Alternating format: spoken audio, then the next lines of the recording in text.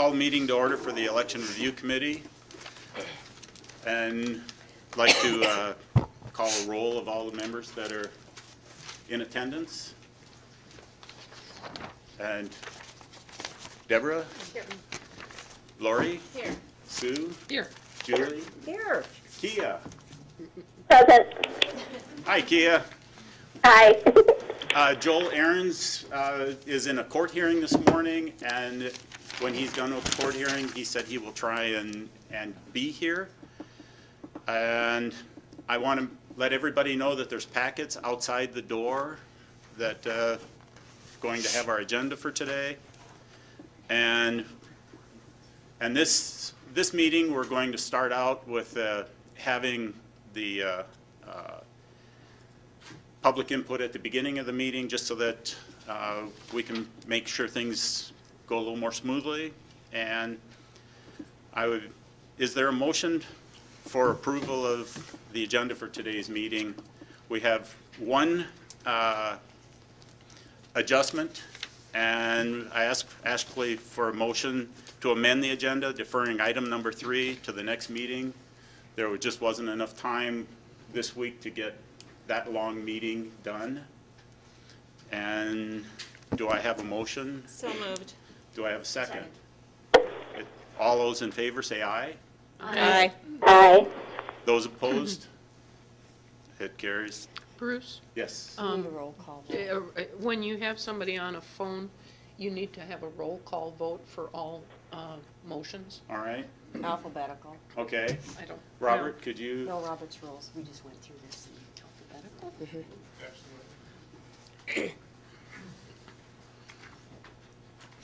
Robert's rule says alphabetical. And the reason I know that, we just went through it at the county. And I appreciate that. We have done that a couple of times with commission meetings as we've had people participating by phone.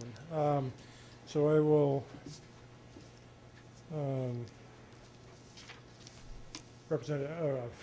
Committee Member Ellefson. Yes. Aye.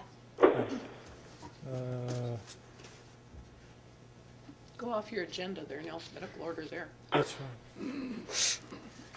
Except for Yeah. first. Yeah. Committee Member Ahrens, absent. Ellefson. Hogshead. Aye. Yes. Pearson. Aye. Roust. Aye. And Warren. Aye. Very good. Chair. And aye. Chair Danielson. That's what was throwing me off. We're all learning here, so. We are. So the motion passes to accept, and at apparently 6 out of the 7. So we skip number 3, and we're going into the opportunity for public comment in the 4th. Is there anybody in the group that would like to discuss anything that we're going to be discussing?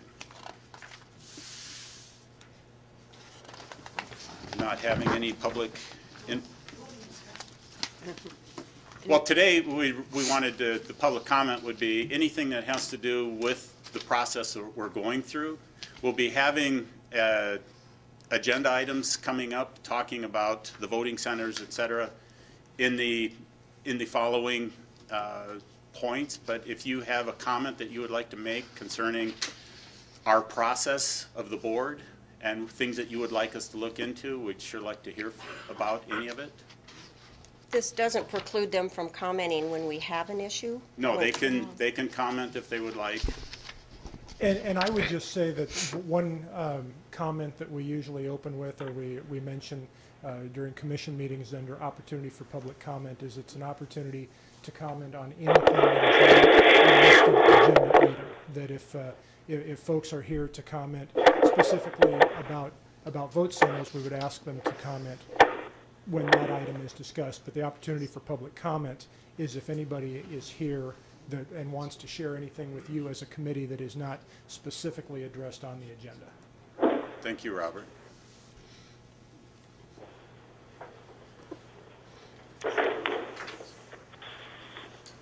Mr. Chairman and members of the Election Review Committee, I first of all want to say I'm very glad you're here. Excuse Very me. glad you're here. Excuse me, just, what, could you I'm identify yourself? Yes, and- Rebecca Dunn. Thank you, Rebecca. And to preface my remarks, I'd like to say that I spent 4 terms in the state senate, and during that 8 years, there was never, not once, an occasion where there was any question by myself, my constituents, or any citizens of South Dakota regarding the balloting, the election process, ever. And I believe this was under Sue Rouse's leadership, and there was never any question. In March, I ran for the city council, and 2 of my neighbors called me and said, "Your name is not on the ballot. Your name is not on the ballot." I said, "What do you mean that my name's not on the ballot?"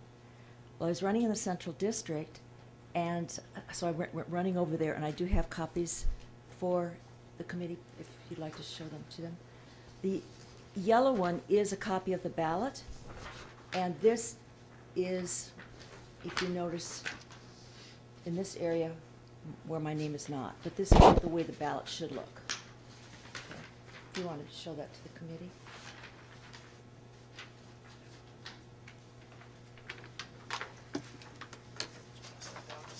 When I received this call, I was not so concerned about, I was concerned about those 2 people, of course, and they were very concerned that they couldn't vote because they've been longtime friends of mine, worked on all of my Senate campaigns. But I was also concerned about what other ballots was my name not on, and could this have affected other people whose name may or may not have been on the ballots. After the election, or even on election day, I received random calls from people saying, "I thought I could vote for you, but your name wasn't on the ballot." After the election, people randomly came up to me, like at Hy-Vee, et cetera, and said, "I thought I could vote for you in the Central District." I called Mary Galensky, who is a person who knows about the balloting, who knows about elections, who knows about things. I said, "Is there any way we can track any of this?" And she said, "No, not now."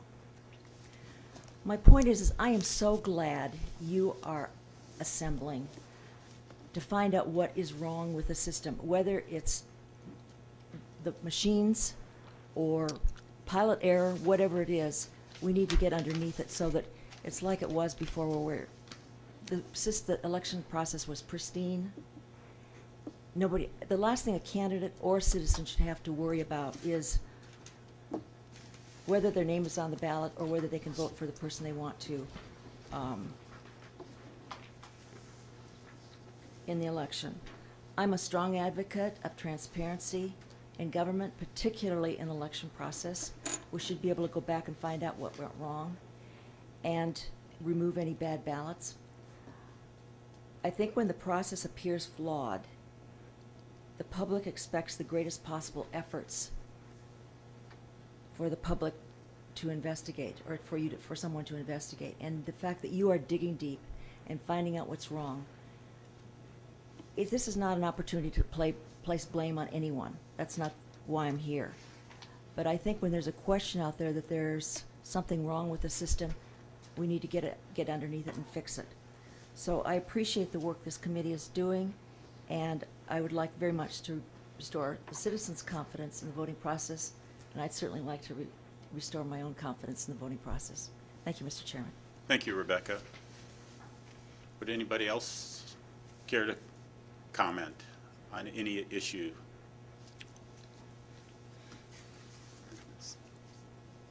The next item on the agenda is the discussion of the state's attorney's position on timing of ballot processing and counting.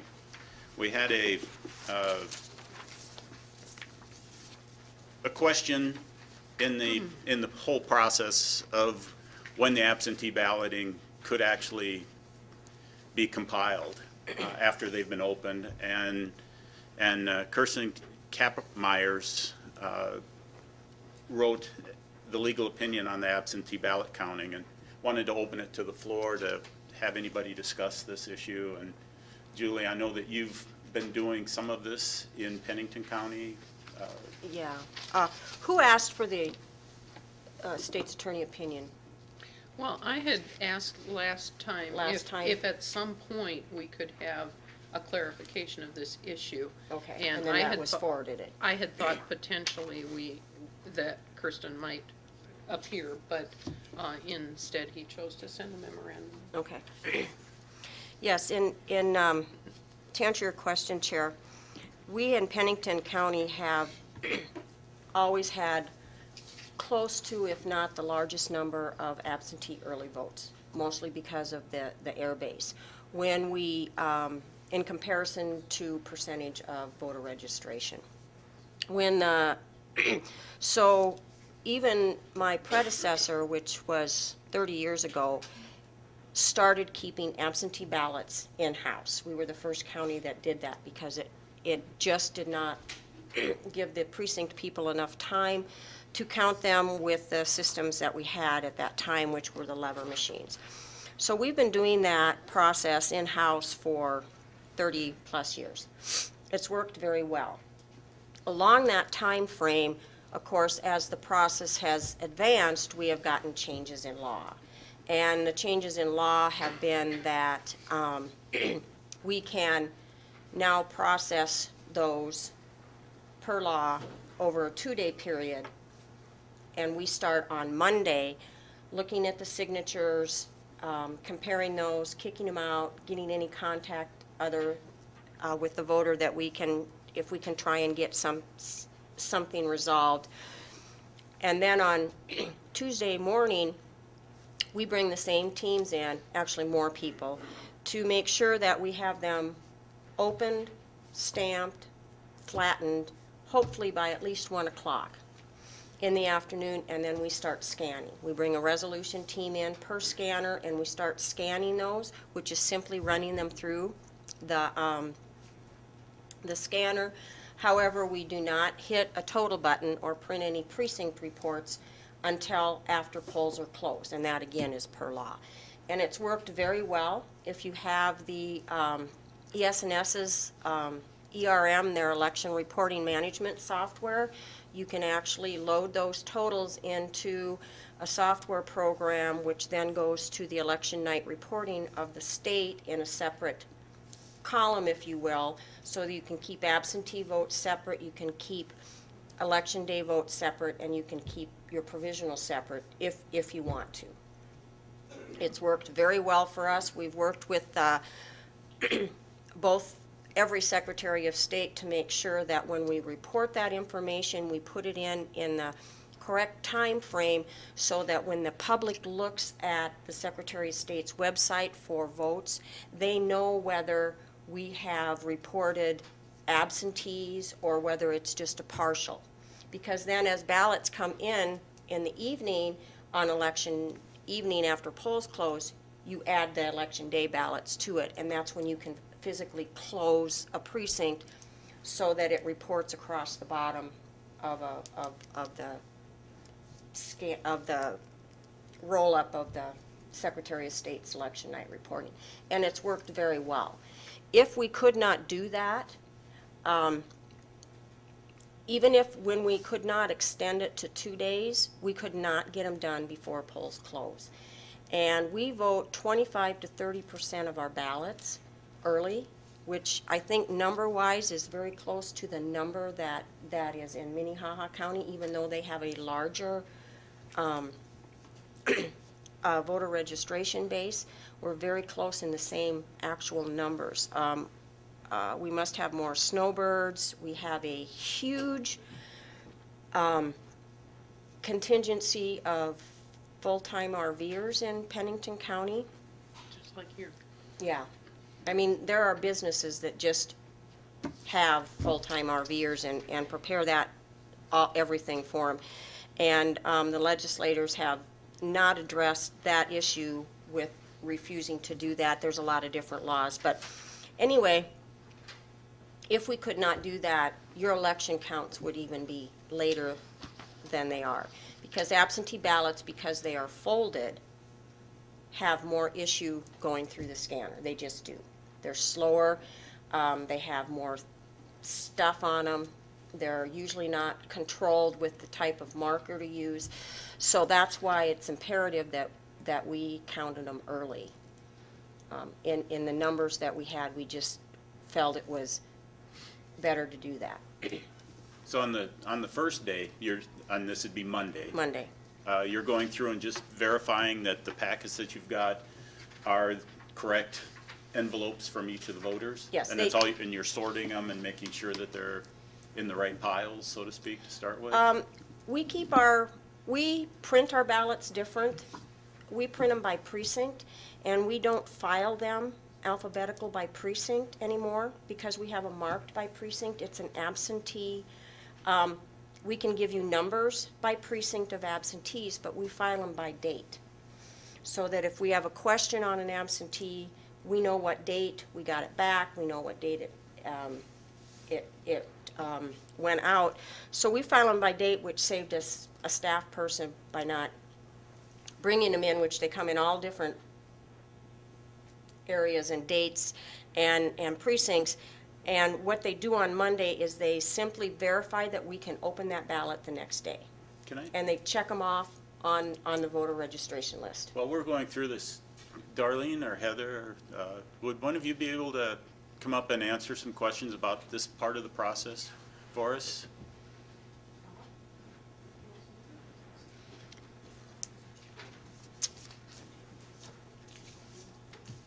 Heather with Minnehaha County. After listening to what Julie's just gone through on that part of the process, how does Minnehaha County handle the receiving of the absentee ballots and setting them aside? How do we, like we talked about last week? Yeah, I just want to just compare the two. Okay. Like I said, Heather Irwin with Minnehaha County Auditor. When we receive them by mail, how we store ours compared to, like you guys do yours by date, we do ours alphabetically by precinct. So they are in alphabetical from, we have two different groups. We have the group that came in by mail, and then we have the group that we received that came into the office and voted in the office. So we store them in those two different groups. Okay. Go ahead, Julie. If I may. The reason you do that, how do you print your ballots? You don't print them or have them coded by precinct. You have them coded by style. Yes. Yes. The reason they have to do that is that is so that they can report votes by precinct. If they didn't alphabetize them by precinct, the way they print them is by style, which you can have one style that is used in like 5 different precincts. And you're supposed to be able to report them by precinct. If you have your jurisdiction separated by precincts. When you use vote centers, there's only one precinct, so that you don't have to have that extra step. If they didn't keep them separate, they would not be able to give precinct totals. Okay. I'm catching on. Okay. Can I comment Go on ahead, that too? please. The difference between ballots by precinct and ballots by style, one of the key differences is that if you do ballots by style, in this county, for a general election, there are 8 legislative districts. It's still Correct. 8. Yep. And so there are 8 kinds of ballots. If you do it by precinct, you have however many precincts you have. So here it would be like 70 plus Yep. precincts. Okay. So one advantage of doing it by style is that there's less opportunity for giving people the wrong ballot, because all you're looking at 8 legislative districts. You know their legislative district and you do it.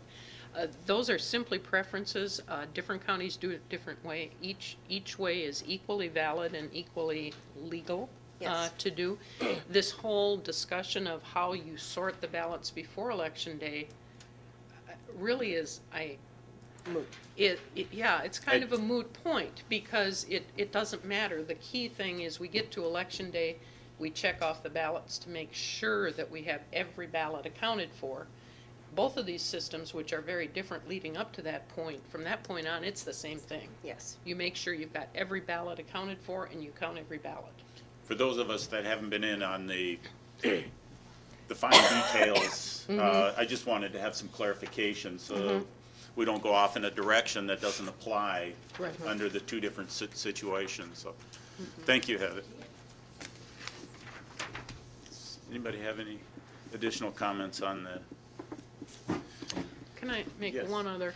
I think some people potentially might have a concern about the business of you can run them through a scanner, but you don't dare touch a total button. That's no different than what we have to do now, because polls across the state open and close at the same time, which means that East River counties close an hour before West River counties, so we always get an hour head start here. But what that means is for that first hour, you have to make sure when you're counting ballots, you don't press a totals button. And so it's basically the same concept as what is done here.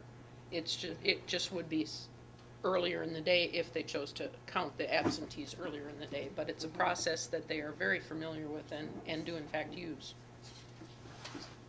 I remember in the general, I was done up here on the resolution board about 3 o'clock doing the military ballots, and wanted to, it was interesting to go through that process. Now you had that 4 hours that possibly the tabulators could have been started up anytime during that day, whatever was ready from all of the opening of the ballots, verifying everything on now we're talking Tuesday, the second day.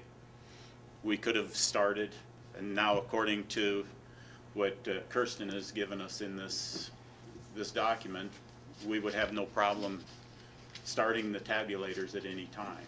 Legally? You can do that. So once the system was ready, they could be started. As long as you have adequate staffing, and that's a call for your auditor to make. Right. Does he feel he's got adequate staff to deal with election day issues, supporting the precincts, and have enough staff to run the absentees through? And you have to have a resolution team. We have a resolution team per scanner. And they were already here, because Yeah. Bruce was one of the resolution board He just moved over. who had been there from like 10 in the morning on. One point I'd also like to make is if you don't keep your absentees on site, which is, I would say, the smaller percentage in the state. You mean send them to the precincts? If you send them to the precincts, then the precinct board that is there, that has already worked most of the day, and in a general, does not normally have the time during the day to verify that the signatures match, mark them in the book, open them up, and put them in the ballot box. Those then are counted with election day ballots, and they're not counted till the evening anyway. So it's just the mass numbers of absentees or early votes that drove us to keeping them in-house, because those people are tired, and we could bring in another board. Even when we had the old-fashioned paper ballots, we used to bring in boards to start counting them ahead of time. So it's just slowly evolved. But it depends upon the number that you get. And it's done different across the state. Does anybody from the auditor's office want to comment about what we've just been discussing on concerns you have about opening and starting the tabulating process? Do you think you could staff it so that it could start sooner? It's tough to get them to stay. Bob Litz is going to work his way to the podium. Good morning, folks. Bob Litz from the auditor's office, and to echo Rebecca's comments, I too want to thank you for stepping up and investing your time into this process, and I'm confident that we're going to get some good answers out of this thing and some solutions to the things that have been plaguing elections in Minnehaha County here recently. In regards to the staffing of it, I think that for us to run some, we get a big team, and they're up here opening those absentee ballots the day of. You saw that, Bruce. It probably had, 70 or 80 people up here. I can't recall the number. They open them up, compare the signatures, sort them, get them ready to run through the machine. Taking them downstairs and putting them through the machine, that's another process, and it takes some training, staff training, and I'm not certain at this point that we would have that, considering the mayhem that happens on election day. when I was laid up in the hospital, I did get an email from Heather, and I don't know whether the answer came to you, but election day, we had 1,991 calls into our office from 7 o'clock in the morning until 7 o'clock when the polls closed. That's a lot of staff time being used up to do that. You know, I had asked Kirsten Kampmeyer earlier about this, and you know, he had written the opinion, but I think where Kirsten and I, we probably had a bit of a language problem, because I consider processing ballots what we do up here when we're opening them, and we are sorting them out and getting them ready to run through the thing. And then we start counting them. To me, counting them is when you're running through the machine. And I think Mr. Kampmeyer was afraid that I was going to count them and release the results. And that was the reason that I took his wording to be discouraging as to not to do that. You know, going ahead and running those absentees the day before, and convening that board up here and letting the parties know 10 days ahead of time like you're supposed to do. But as far as the staffing goes, if I know I can do that, I think we could probably train somebody to do that, and I'd like to do it. I'd like to do it ahead of time, and you know, do it on one of the smaller elections, make sure it works, and then go ahead with one of the bigger ones. So, counting the absentees, I think it would aid us greatly to go ahead and do that. We have 2 elections before the next primary election. Both will be smaller elections than that you can test some ideas on. And we have the school board election coming up in Sioux Falls, and then we have the city school board election next year. And would that help you in that process to run some? Well, you know, before I would want to speak on behalf of doing things for somebody else's election, because it has to be clear that the city has their own election and the school boards have their own election. They're in charge of that, and the way the county helps them is with the absentee voting. We do them for their we do the absentees for them down at the walk-in part and the mail-out, and then we also tabulate their ballots. The rest of the election is all on the school in that, and I don't think I could make a decision like that without conferring with those people. I would also tell you that due to the smaller, especially in the standalone school election, I'm not sure that we're going to find much out due to the small numbers. Maybe somebody would disagree with that, but you know, if we come to consensus, I'd probably be willing to try to do that.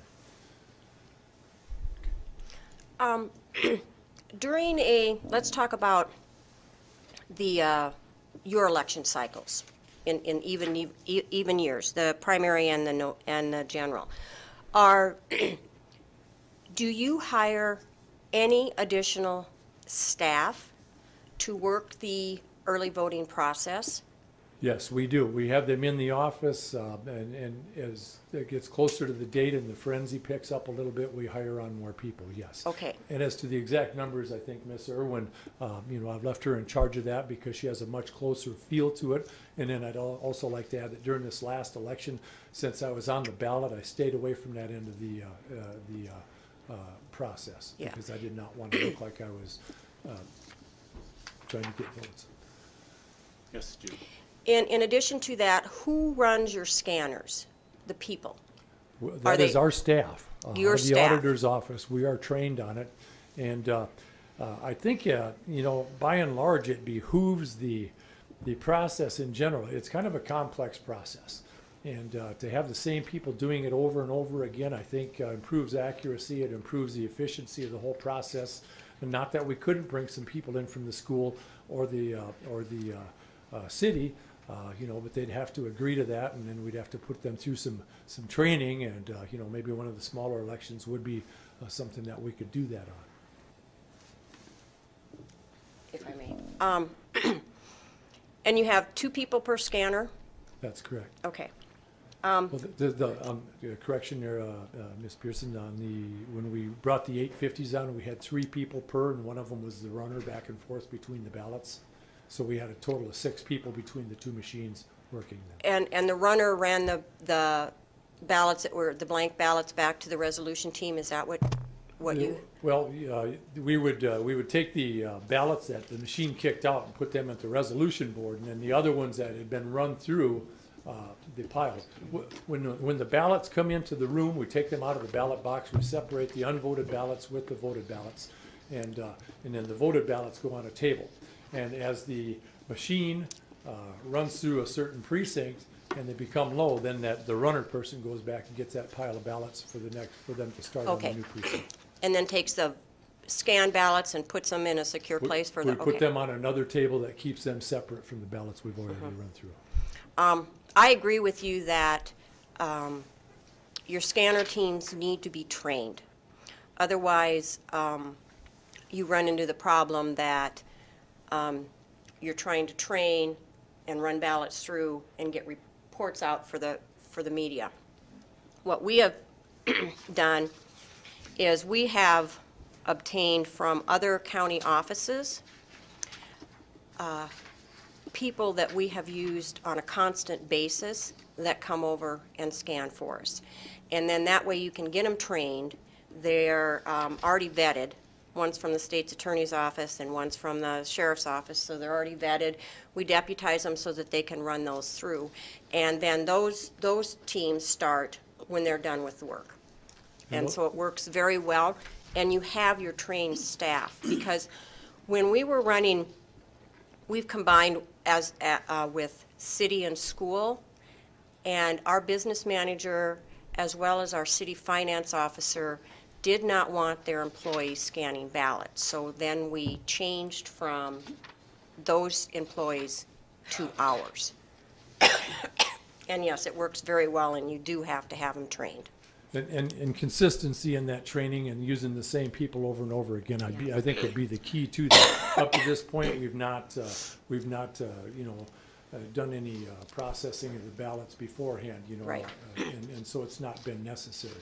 But yeah, I would like to do that, and I think there are people out there that would rise to the occasion, because it becomes a very long night, and those same people, if they're employed by the county, have to get up and go back to work the next morning. The next day.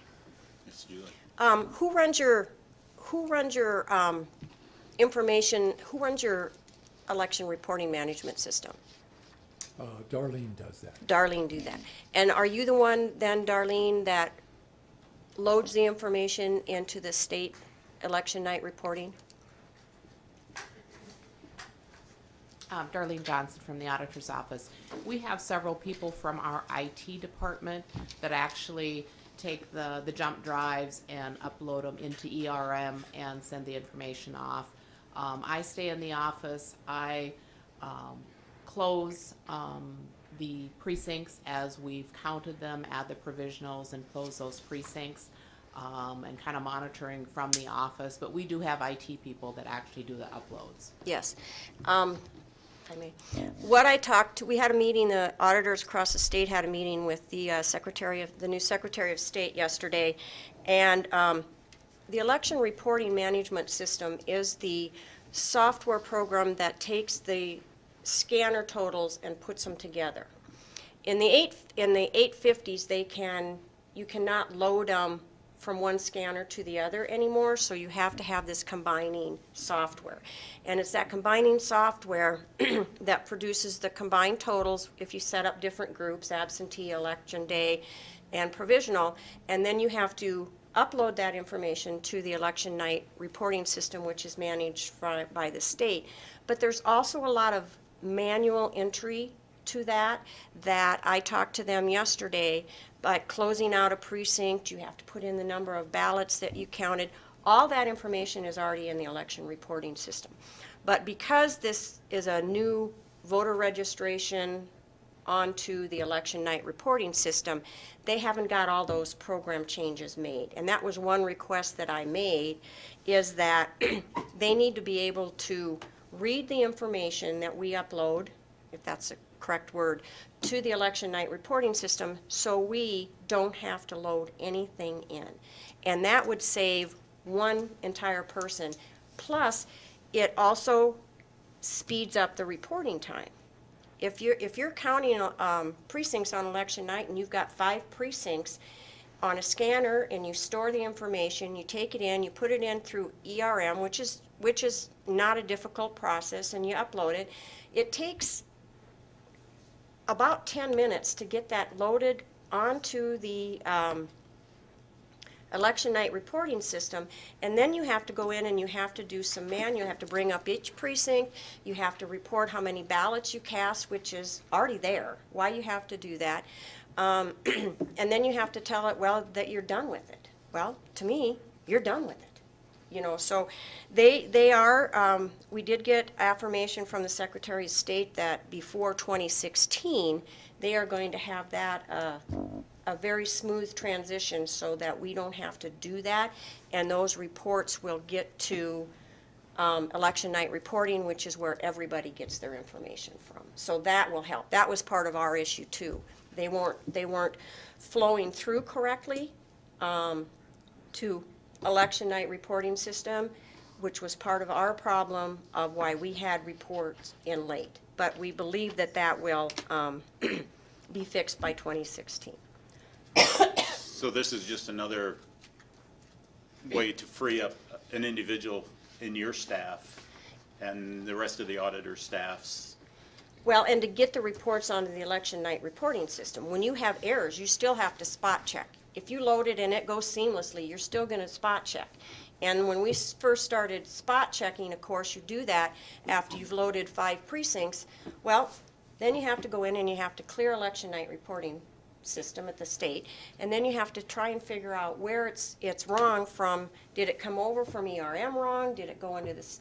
It was the link and the uploading of the information into the state system, and of course then when you have to zero that out and start over, that all takes time. And that's why, even though we were done counting our absentees earlier than we were putting in precinct totals, that's why some of our totals weren't available to the public, is because we had to start over at the ERM, which means you have to clear out ERM, which is the software that uploads into there, and then reload it, let the Secretary of State's office find out what the issue is. Then you have to bring in IT people, and yes, you have IT people, we have IT people. So that all took time. That also was part of the problem on the 2 bigger counties reporting on election night. I mean, our office was criticized because even though we were counting and we had absentee numbers, we could have definitely put them on election night reporting system, but we couldn't get the numbers on there correct. And we thought, again, we pull it back until we can report correctly. So that took, say, about an hour. So that was part of our issue. I don't know if you guys ran into that or we had it fixed by then. We didn't have any issues specific to that. Yeah, but we were loading totals before they were too. This goes back to that 240 missing numbers, or? It goes from the combining software, you take the scanners, you load the information onto thumb drives, you load it into your combining software, so it takes all your scanners and totals and put them together. And then we have to get it into the state election reporting system in their computer, I don't know the right words, Sue, into their computer base, and that's what scrolls on for all the voters, all the constituents, all the media to see. And we couldn't get the numbers over to their system correctly. Okay. We had upgraded to a different version of ERM. That could have been the issue. I don't know if does Sue in, where's Sue Krepke from? Davison, does she use ERM? Yes. Yes. And I don't know what version she was on, but all of that takes time. And you can test away and you're really not going to know it. I mean, our test went perfect. And that test deck always runs through just perfect. It's not till election night that those things kind of creep up. So, but that will also speed up, not counting, nothing else. It will speed up getting the totals onto the state system for the media to see. Okay. Anybody else have any other questions involving our topic that started out as the legal opinion on absentee ballot counting? Yes. Just a quick comment. In speaking for the city, I would be happy to test that out in 2016, counting, running our absentee through if Bob's staff is willing to do that. So maybe we can give that a roll in 2016. That would be excellent. We'll move on now to the discussion in number 6 with the challenges and opportunities utilizing voting centers in Minnehaha County. And in this situation, we have two different types of elections being handled in the Minnehaha County, and especially in Sioux Falls. We have one concept is the super precinct voting center, and then the county of Minnehaha has, for the general election and in the primary, we've been using the precinct type of voting. And I'd like to have somebody kind of lay out, I guess, more of a formal definition of the differences between it, and maybe Lori, I could throw this on you, and we could talk about voting centers to start with. You bet. Both myself and Bev Chase with the school district have experience with the vote centers, and both of our governing bodies have committed to using the vote centers for our elections. We started in, was 2012 our first election, Bev? Together. And 2011, that's right, 2011 the school district first used the vote centers, and then as a combined group we did ours city school election in 2012 using vote centers. I came on board about 3 weeks prior, so just kind of jumped into the process and we got it done. 2014, and then of course in 2013 the school district again used vote centers. In 2014 for our combined election we did use vote centers. We agreed on 13 vote centers that we would use, and Bev with the school district will have those same 13 for her election this year. We're looking at adding probably a couple more for our 2016 just because of some huge numbers that voted as where Sue worked at Faith Baptist in the South. So we're looking at adding probably a couple more, 2 to 3 more. What we like about the vote centers, and of course, speaking for what works for us, is our voters can go to any one of the vote centers to vote. And of course, we have the e-poll books. The e-poll books are critical. If you are using vote centers, you have to have the e-poll books. Connected. Yep, connectivity is correct. And that worked. We did a survey afterwards of about 3,300 voters and had an overwhelming response that loved the use of the vote centers. Of course, there's confusion every time. We get calls, well, I wish I could just vote at my church down the street. There's times where they do have to go a little bit farther. We try to base the location of these vote centers throughout the city, strategically placed so that they're easy to access and get to. We actually did, also in 2013, we had a review done by the city's ADA consultants that are out of New York City, and they do ADA consulting actually across the world, and they went and viewed all of our locations, and there was one that we ended up changing out because it was not ADA compliant, and that was an easy fix. We found a brand new church that had been built, Gloria Day, and that was, I mean, that met the needs perfectly. So that's one advantage as well, is that we know that those vote centers are all ADA compliant, which is a huge issue when it comes to the Justice Department watching the vote centers and where people vote and so on. It's not perfect. We still have things to work out. Probably the biggest challenge that I would see with the vote centers is ballot allocation.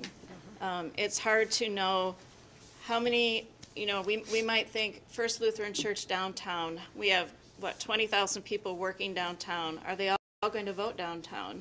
How do you determine, we had 6 ballot types for our 2014, and in 16 we'll go back to the 9 ballot types, and we'll finally have a little bit of a history to go on so that we can look back and see our numbers. But it was surprising, locations even for 2014 where we thought, well, that's northeast, they're not going to vote down in the southwest part of Sioux Falls. Well, wrong, they did. And so that's the challenge. And we had the e-poll books from the state, and then we also had iPads so that we had runners that were assigned to different quadrants of the city to make sure we had enough ballots everywhere. And we were watching those numbers. They didn't work great that day. They worked initially in the morning, and then from then on we had to kind of do it manually because they weren't quite keeping up with it. But that's a huge challenge. The biggest challenge I see is the ballot allocation, but I'm hoping over time we'll be able to look at our history and take those numbers and say, well, for our, when we have our 9 ballot styles and we have our 4 council members, school board, charter items, we know that this is about what our turnout will be, and this is our history for what we've done. This last time was really a challenge because we had school board, mayor, 4 council members, charter amendments and 4 ballot questions, which was huge. Our ballot was really fun to get that all put together, but it was really tricky to determine. We thought we'd have a bigger turnout than we did, but the South just got swamped, and of course one of the major issues had to do with southern Sioux Falls, and that could have attributed to that. But that's just kind of an overall. Bev might have some things to add to it. She was involved in the vote centers before I came along, and may have additional comments. Can I ask one question? Have you done a cost comparison of what it cost you to run a vote center election compared to the previous precinct-based elections? That's a good question, and it's kind of tough to do yet, because as far as the number of election workers, we hire about 100 less to do vote centers approximately. This last time, our numbers were up there because we ordered at 115% for our ballots to make sure that we were not going to run out, because we really thought we'd have a huge amount of voters. We also staffed our vote centers with 10 people per vote center. We added more throughout the day. I think it came up about even out this last time compared to, for instance, like our 2011 special election. But over time, as our as our data builds, we'll be able to see a little bit better the cost comparisons. I don't know that we're so much, as a city, that we promote the vote center so much as cost savings as it is for the convenience of the voters. Would you like to add anything at this point, Bev? Please.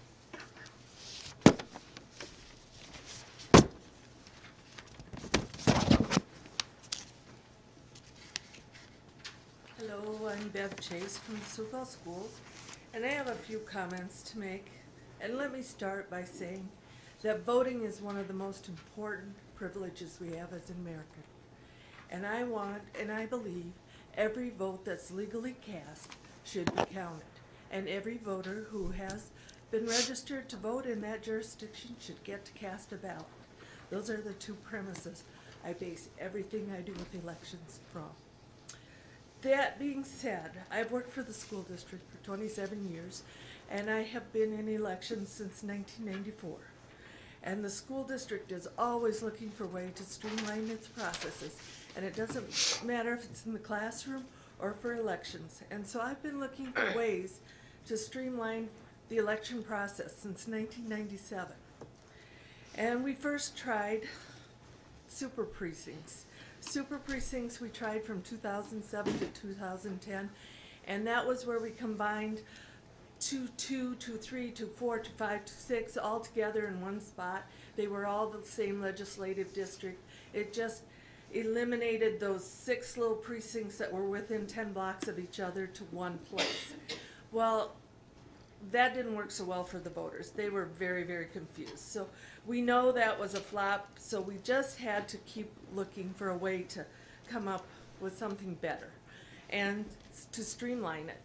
So I began researching vote centers and e-poll books, and I was so impressed that voters could choose where they wanted to vote, and they didn't have to go to where the map said they had, previously had to go. They could go to vote at a place closer to home or closer to work, or just when they were out getting groceries.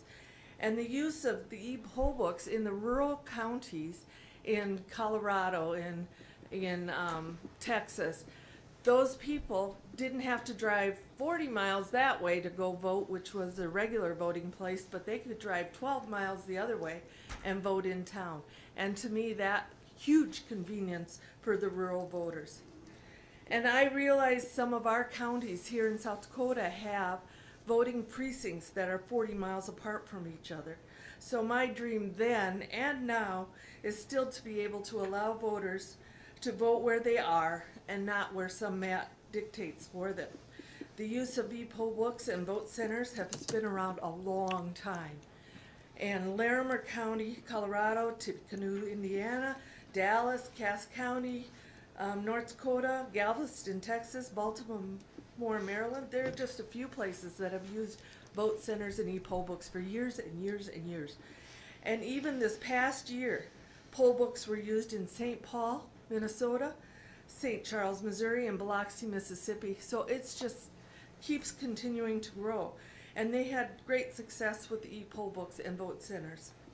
And my hope is that Minnehaha County, Sioux Falls, and the school district can be added to that list of places trying to make voting more convenient for our voters. To that end, in 2010, the school district, with the support of the Minnehaha County Auditor, asked Senator Gant to sponsor a bill that would allow the use of vote centers and e-poll books for the school district's 2011 election. The legislation was passed, and with the support of the Secretary of State and the Minnehaha and Lincoln County auditors, the school district used vote centers and e-poll books in South Dakota for the first time. We surveyed our voters that day. We had 2,800 people respond to our survey, which in an election where there were only about 4,000 voters, 2,800 respondents was a great turnout. The responses were mostly positive or neutral, and only 8% of the voters total gave us a negative response of any kind. The written comments were overwhelmingly positive. Voters liked being able to choose the location to cast their ballot. They wrote comments like, closer to work and more convenient, and I really appreciate the opportunity to choose where I vote. I do believe this option will increase voter turnout in future elections. I also had a lot of anecdotal stories told to me that, oh, I got to take my mom to vote, and I could vote there too. That was great. I didn't have to go home to vote. But the responses weren't all rosy. We had a lot of older voters that did not like the change and were very skeptical of the computers. Some were afraid that by using the computers they would get more junk mail and that their personal information would be on display for everybody to see. But the e-poll books only display what the election official needs, the name, the address, the year of birth, and whether they're inactive or active. That's all the poll workers can see. And some older voters thought that they were casting their ballot on a computer because we were using computers. But we told them no, the e-poll books were just a tool for the election workers, and you still get a piece of paper and fill in that oval. In 2013, as Lori said, we made an effort to standardize those vote centers so that we would have 13 places that the voters would always know that any election they could come there and vote. And with that in mind, the city clerk, the county auditor, and one city commissioner and myself traveled around town, and we looked for ADA accessible buildings that could host vote centers. When choosing a voting location, we have to look at ease of finding the facility and large parking lots and a place close to the door that the voters don't have to go in this building and wander around, but the vote center is right there inside the door for them, and that would be able to host us. So with that, the city and the schools came together and we said, okay, these are going to be our 13 sites. Sometimes we have to change a site, but you know, that's going to happen in a regular election anyway. So basically, schools and city do the vote centers at the same 13 at the same locations, and the county chose not to do that. So in my opinion, the two biggest advantages to vote centers and e-poll books is, number one, you never tell a voter you have to go to this place to vote, because we got them in the door, get them voted. Number two, the e-poll book makes it nearly impossible to cast a double vote. You can't go vote absentee and then go to your precinct and cast the vote, because the e-poll book has, in the programming, it says that the voter had received an absentee ballot. If they received an absentee ballot and they show up to vote, we're going to call the county and say, did they cast that absentee ballot? So it's pretty hard not to catch them. Now, if they get sneaky and decide, well, I'm going to vote over here at IPC and then run over to Asbury United and vote there too, well, the screen comes up with a big word, done. Voter is done. And then you can click on a tab and it will show that voter's signature. So the voter, you can say to the voter, is that your signature? So you already voted. So those are two of the biggest things that I think that it does. The other advantage to Vote Center is of course, the school district has realized some savings in the costs. And we look for ways to eliminate costs that are not directly impacting classroom instruction. We know we have to hold elections and we budget for that, but if we can save costs there that we don't have to budget and go with the classroom, we do that. For the last election that we used precincts, that was 2010. We hired over 260 people to vote, to work that voting day. And we paid rent to the churches and the non-governmental entities that we used for voting locations. And that's a pretty easy savings to calculate, because this year I'm going to hire less than 100 people to work the vote centers. And I don't have to pay rent except to the 5 churches that I'm using. So that's a significant savings for us. And we pay our vote center workers, we pay them between $115 and $130. So if I have 9 workers, 8 of them are going to get $115, and that superintendent is going to get $130. So that's a huge savings for us. I know that e-poll books are not free, and there's a cost to the system, but the e-poll books could be used at most 4 times a year, and so they should last at least 10 years, if not longer. And the beauty of the software that we used on the last election, they tell us if we don't want to move to the next generation software, we don't have to. If we're happy with the generation of software that we're using, we don't have to upgrade if we don't want to. So I could go on and on and on about e-poll books and vote centers, being the election geek that I am, but I won't. So I will stand by for questions, and I thank you for your attention. We'll be having, on February 20th, we'll be discussing this a little bit, but we're going to be discussing the e-poll books in more detail and the data collection and how it's processed. And we'll be having some representatives from the states, the Secretary of State's office, and the programmers. And we'll be going into this in a lot of detail that day. Okay. Thank you. Does anybody have a question, Bev? You said St. Paul was among others who was using the e-poll books. Were they also using vote centers? And for their 2014 general election, they did that. Wow. Because St. Paul is considerably bigger. Considerably. Than and us. they did it with 50 e-poll books. My gosh. 50? For 50 vote centers? 50 e-poll books, they said. I read that this morning. Oh my gosh.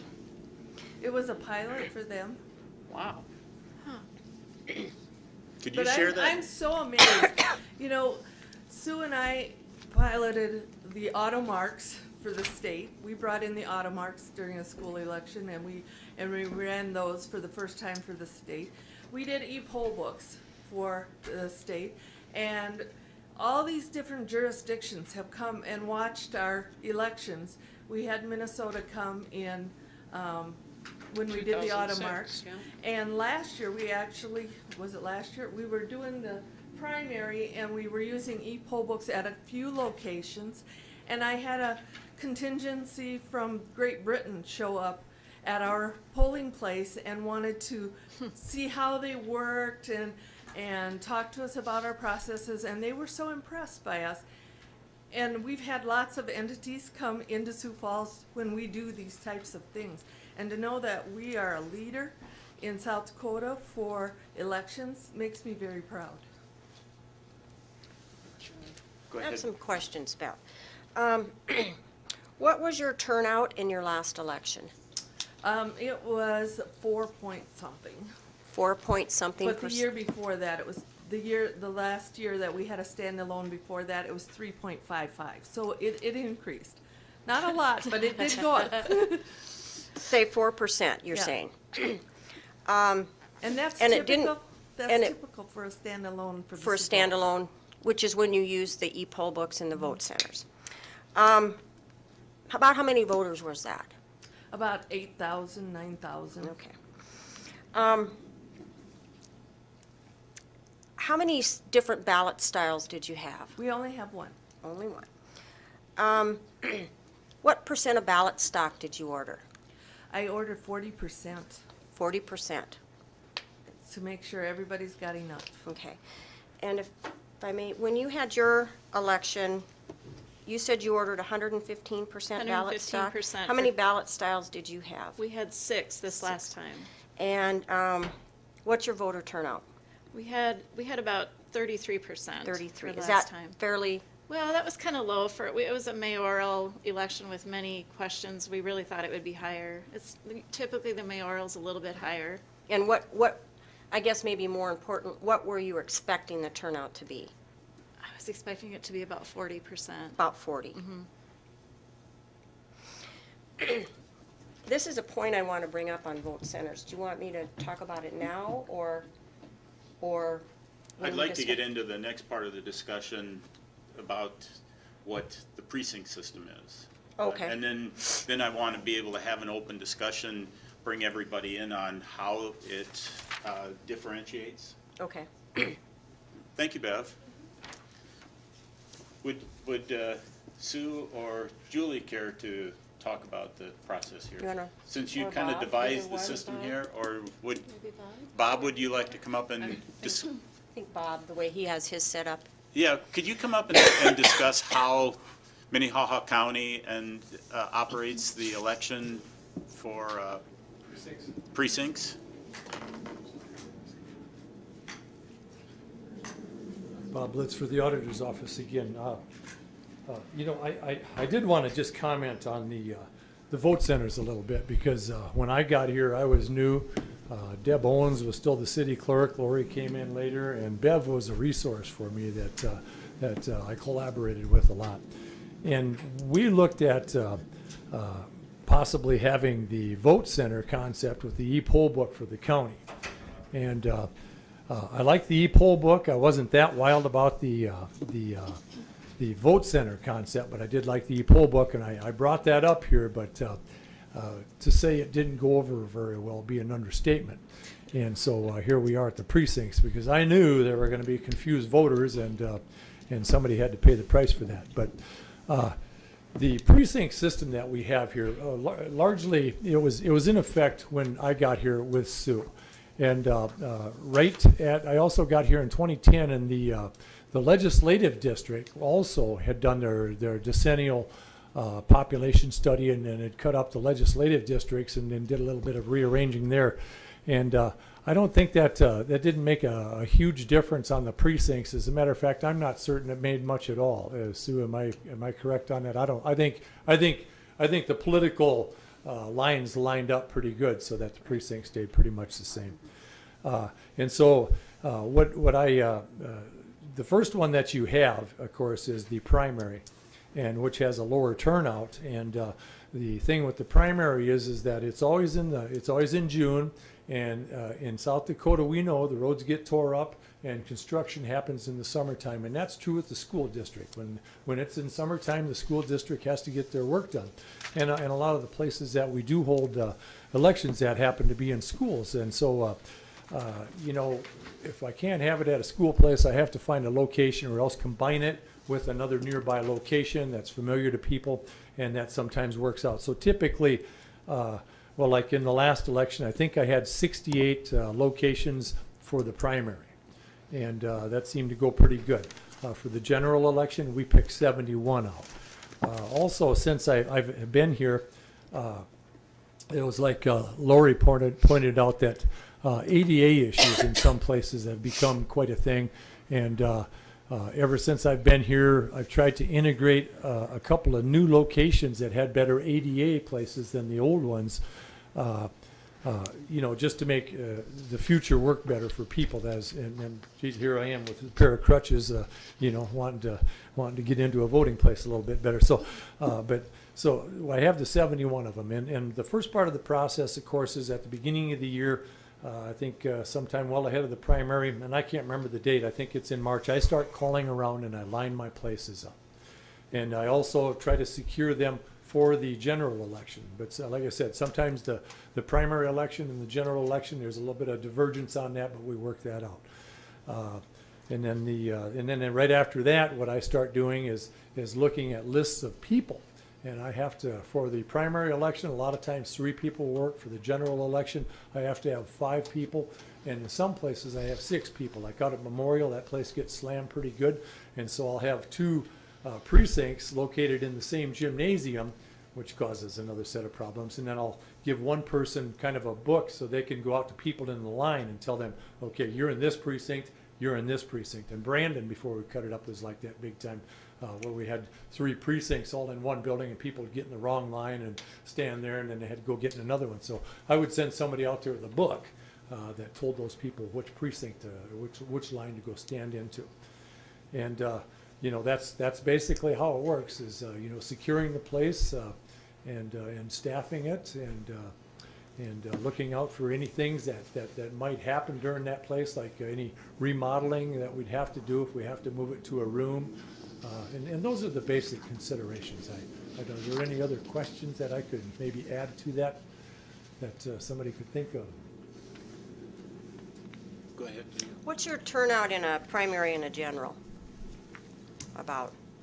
Well, this last time our general was a little bit over 50%, and I think the primary was at 12 or 13. Now you're That's close enough. You're asking me to recall off my memory, which Yeah. after my recent hospital stay, I'm not trusting that too well.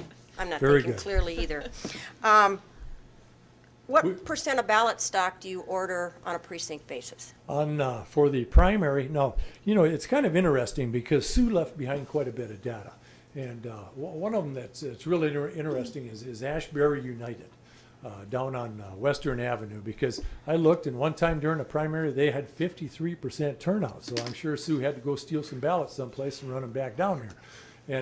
And then the next time they had an 18%. So what I did to make sure that I didn't run out of ballots was I ordered 50% for the primary, which was probably too much, but I didn't want to take a scathing for running out of ballots.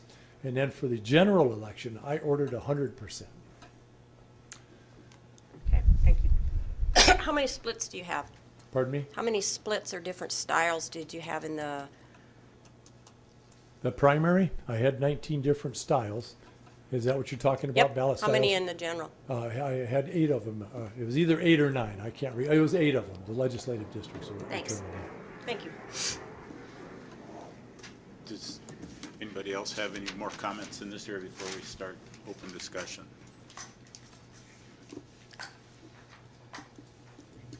We've asked to have the auditor from Lincoln County.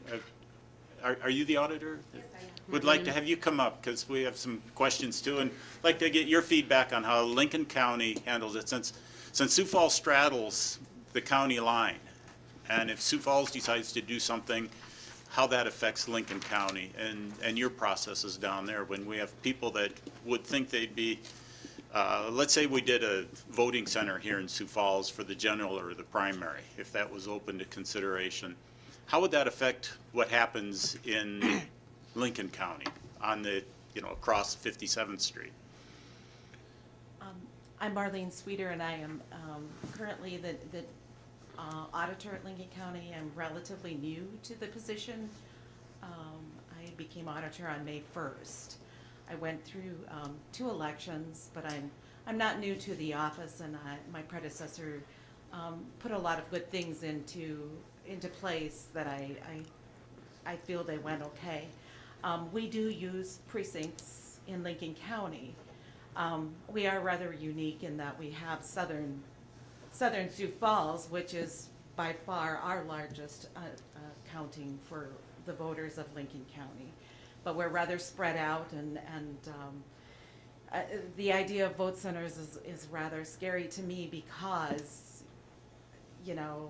we still need to have the majority of them here in Sioux Falls, but I still need to account for the people in the southern edge of the county, which doesn't carry the number of voters, but the distance between them is by far greater than those that are here within the city limits of Sioux Falls.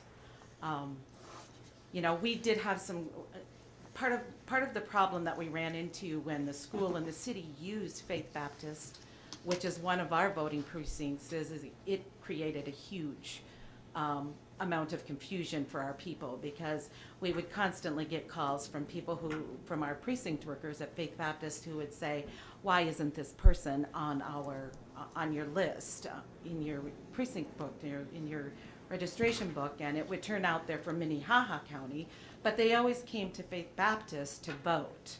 And so then they would have to be directed to their Minnehaha County precinct. That continues to be a large amount of calls on election day for us because of that use as a vote center during the city and school elections. Go ahead. And Marlene, for your elections, you have several voting locations in Sioux Falls, correct? Yes, we do. We just increased it to 6 in 2014. We increased it to 6 voting locations. So not only Minnehaha County voters in the wrong county, but you, I suspect, have a lot of Lincoln County voters who come back to Faith Baptist thinking this is where I was last time, when they should have been at one of the other 5. Correct. Yeah. Yeah. So, okay. There were just a lot of people who must have used that Faith Baptist during the vote centers. I can tell you that. So it did create considerable confusion. When you go from vote centers to precincts. to precincts and back and forth for the voter. Yeah. Yep. We were talking earlier about, we might as well ask you, in this situation, the ballot stock questions that were asked of Bob, and you know, how do you do it in Lincoln County normally? I'm learning about ballot stock issues, so. You know, being new to the process, I did order, the 100%. For the general election, I ordered about 60% for the primary election. Our primary election turnout was very low. I think we probably had 8% or something like that. We had a very low turnout. Our general election, we had about 54 to 57% turnout, so we had a much larger one. But I did order the 100% for the general election. How much for the primary? I did about 60%. 60%. How many styles in each? I can't remember, to tell you the truth. June is kind of a blur to me. Yeah. But in the general, we had 7 different styles.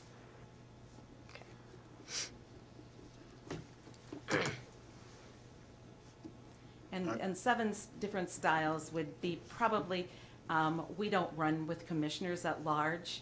Had we had a commissioner race, we had 3 uncontested commissioners this year, but had we had a commissioner race, those styles would have changed, because Your commissioners run by? they run by district.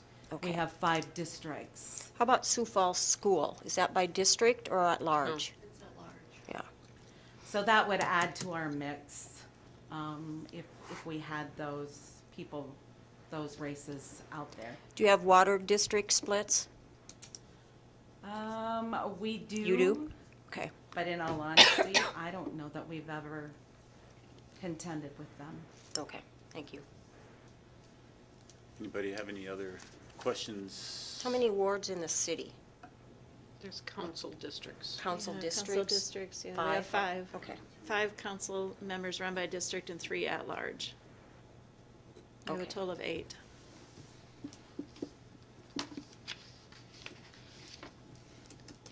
We'll be asking you some more questions. In the open discussion, I guess I'd like to start things off, as long as you're standing here.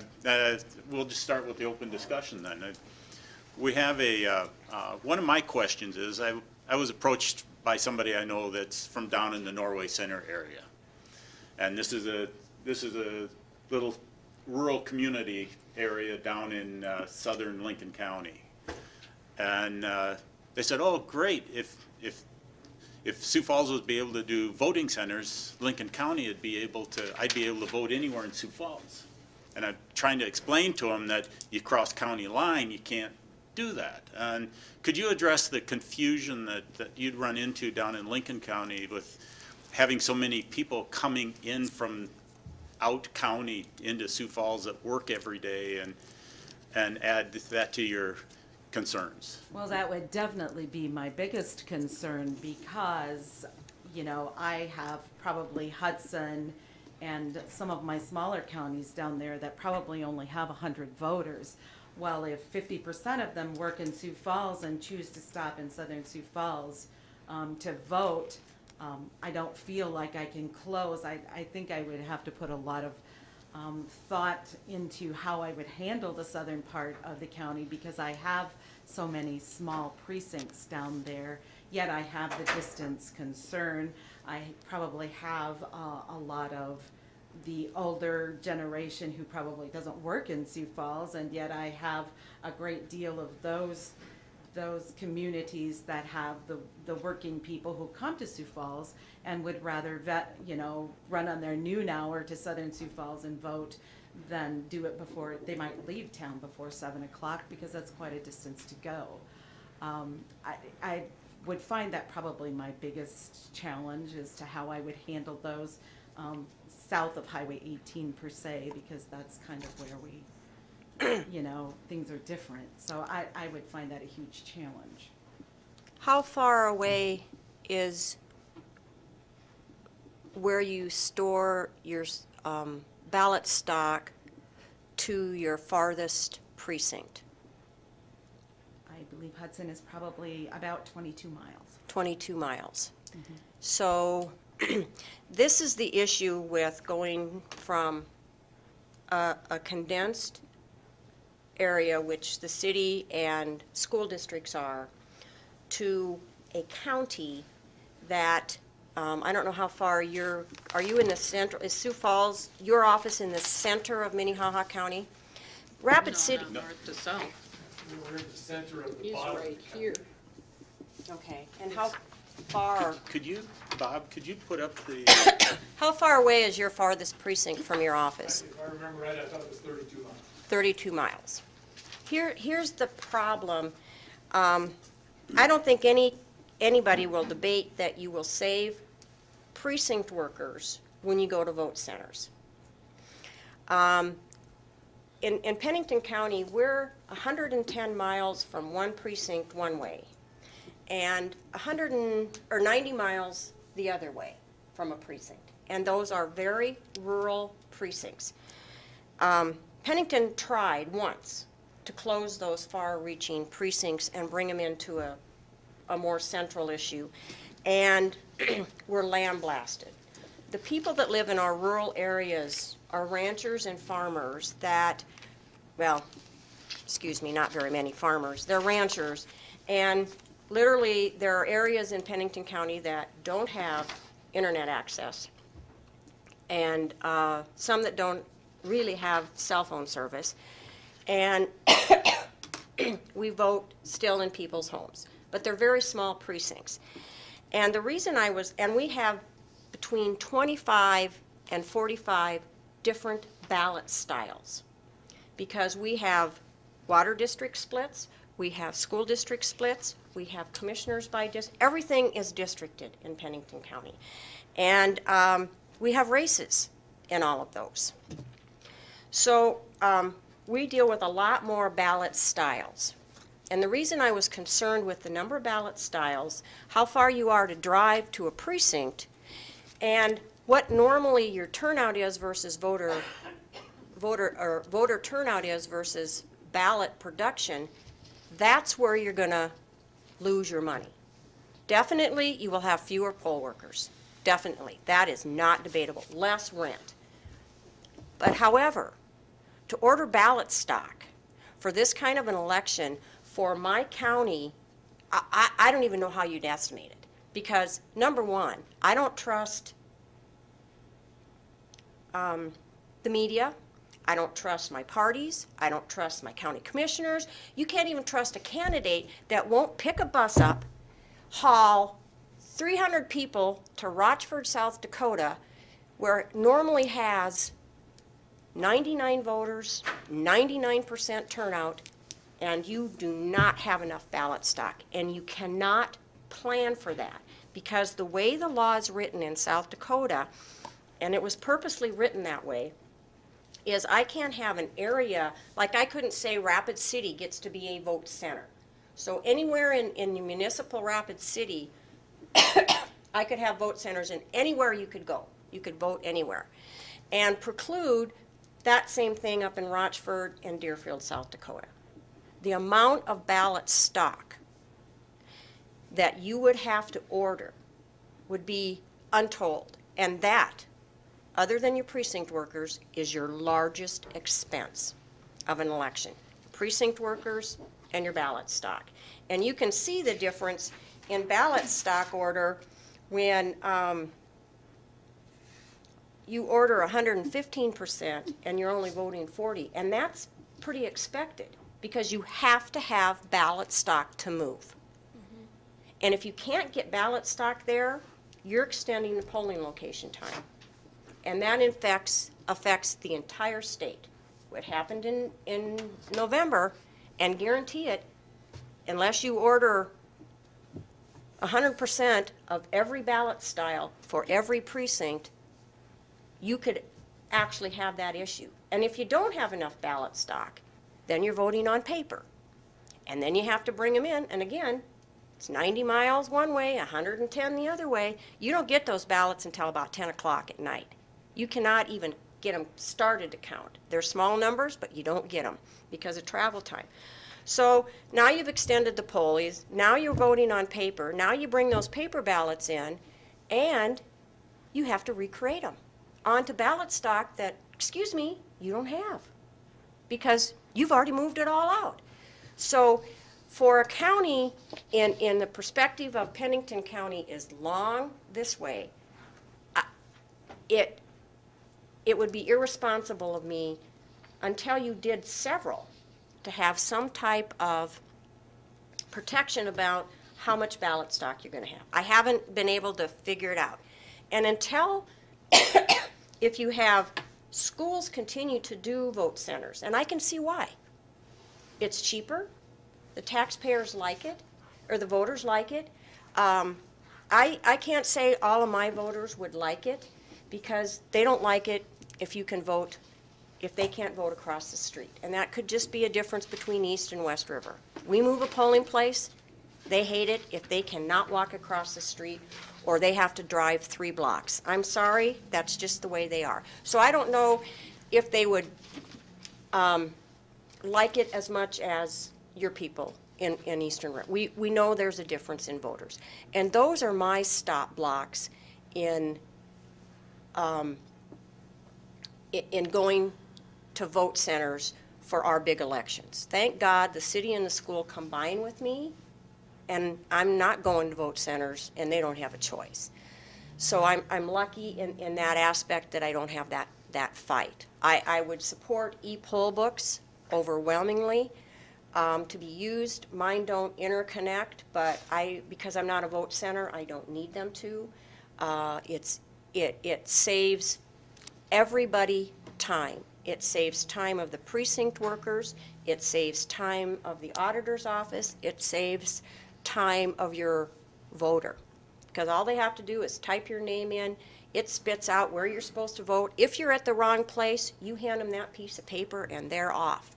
So that does work very well. But you can have e-poll books not connected together and not do vote centers. You will not do away with voter confusion until you vote everybody the same way. Now, my policy is when I change a polling location, every voter in that polling location gets a card. They get a new voter acknowledgement card. Do they look at them? No, they don't. But at least I can say I mailed you one. But you would be mailing your entire voter population every year, and that's way too expensive to do. So I don't know how you get away from the mixture of governments doing it different in the same district boundaries. Julie, do you have, I wanted to latch on to one thing you said I think is important. Out there, do you have city and school board elections on the same dates as the primary and general elections for? Yes. Okay. We combine and we do most of the cities and most of the school boards. The biggest ones that are split, of course, are Rapid City and Rapid City School District, and we do theirs. So that explains why you have more ballot styles. Oh, then. definitely. But you're able, obviously, to successfully make that high number of ballot styles work, though. I mean, it goes without saying, right? Or not? Yes, but I always, and Sue can contest, we always had the discussion of how many ballot styles, how many ballot stock are you going to order? Our test stack, I don't know what size yours was, our test stack, because of our splits and the way we have to have it, our test stack is over 2,000 ballots. It's this high. It'll fill a ballot box.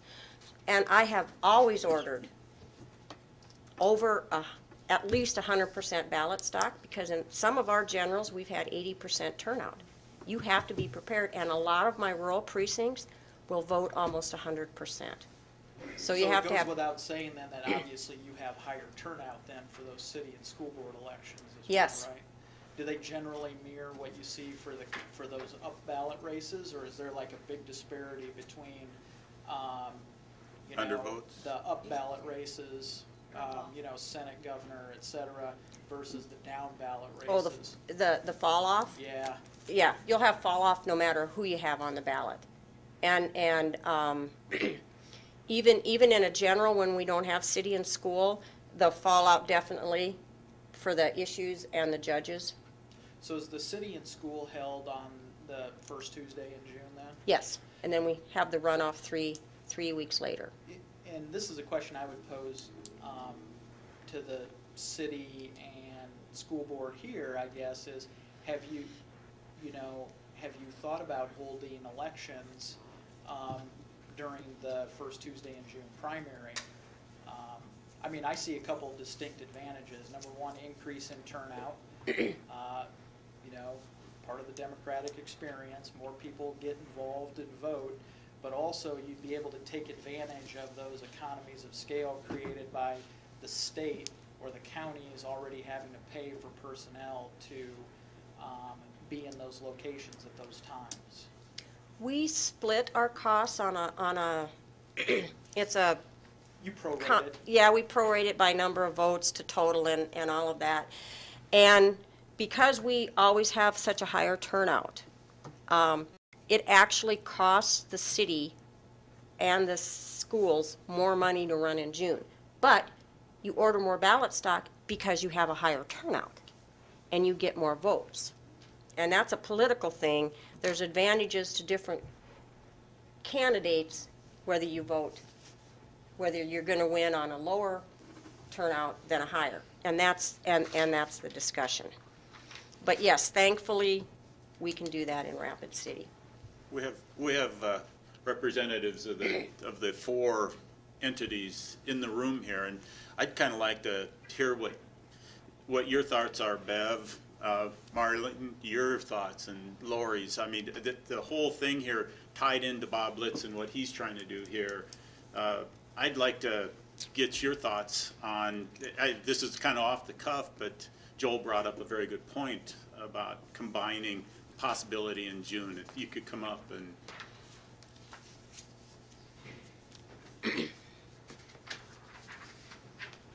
State law allows school districts to set their election anytime between the second Tuesday in April and the third Tuesday in June. And school district elections are nonpartisan elections.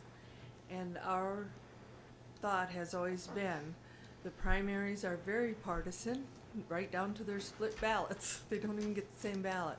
And school districts, being nonpartisan, needs to stay away from the partisan politics. In that situation, would you have a separate ballot? This one is the nonpartisan school board city ballot that would be, I mean, I'm just asking a fundamental question here. What you do is you have if you're a registered Republican, you get a Republican ballot, which has your Republican candidates, and then the city and school. It's laid out. Similar to the judges? Yes, similar to the judges on the order. If you're a Democrat, you can come in and you vote a Democrat ballot or a choice. If you're registered other certain specifics, you can either have a nonpartisan, we call it, or vote a Democratic ballot because of Democrats. So in a primary, you're going to have 3 times almost the ballot styles that you do in a general, just because you have Republican, Democrat. And that's another issue when you're talking about vote centers, when you have as many ballot styles as Pennington does, you're going to have errors in your precinct workers making sure they get the right ballot style, which was Mrs. Dunn's problem, I believe, to the right person. And not having that person, after they've deposited their ballot, call the media and say, I didn't get the right ballot. And then you can't check. And sometimes they're right, sometimes they're wrong. We'd also have to have a school-only ballot for the primary as well, because we have voters that are neither Democrat. The nonpartisan. Yeah, you would have. But what's nice when you combine it with the primary is those non-registered Democrats now have a choice. There's 3 or 4 that you're registered, you can choose to vote a Democrat ballot, and I believe the Democrats are doing that, correct me if I'm wrong, any Democrat, to get better turnout. In the last 2 elections, we have changed the ballot receipt you get from the poll book, and it in very large letters tells the ballot style, and then on the actual ballot you have a black area that has white large letters that also tells the ballot style. We've tried to do that to make it easier for those election officials to give the right ballot every time. Oh, sure, and you do of course, everything. With everything else, you're going to have there's human a error. Human error. Yep. No matter what you do. Right. And that may happen in a primary too, where we have a Democrat and we accidentally hand them a Republican ballot, and they don't tell us till they voted it. One. Oh, go ahead. Sorry, one thing to add on to what Bev said about nonpartisan versus partisan elections is in Minnehaha County we have times when the turnout between Republicans and Democrats is vastly different because of what's on the ballot. I think the largest disparity I remember was possibly the one after Representative Janklow left office. And I think the Republican primary for that seat had about a 50% turnout. The Democrats had virtually nothing on the ballot. They had about a 10% turnout in round numbers. And so the question there is, so if you tack in nonpartisan races, but you're getting such a disparity, you're getting an overwhelming number of Republican voters coming, does that skew your nonpartisan race? So it's just kind of to add on what Bev said about that. Bev, is that probably the biggest reason why you don't consolidate? And we like to hold our races when school is out, because, but the last week of school, so that our parents are still in. You know, they haven't left for vacation probably that next week or the Tuesday after graduation. They probably haven't left for vacation yet, and so we can get our parents in to vote. So we typically like to do our elections in May. This year we have a referendum on there that would change our school start date if it passes, that they want to change our school start date. So we needed to have it earlier so we could get our calendar committee back together and get us a calendar that will start after Labor Day. So that is why we held the election this year early. Typically, our elections are the 3rd week in May. 3rd week in May. Mm-hmm. Right after graduation, we have that election. And that's a policy decision made by the governing boards, and I don't know how far in advance they have to make that. We have to set our election date by the first board meeting in January, which is the 2nd Monday in January. We have to make that decision. Knowing that we had this calendar item on our agenda, we actually set our calendar for the election in October this year, just so it could get started. Yeah. Aside from the partisan concerns and how that may or may not skew who gets elected or who doesn't. Is it is it technologically feasible and maybe even superior We have to holding it? combined with the county for different votes. The cement plant was on our.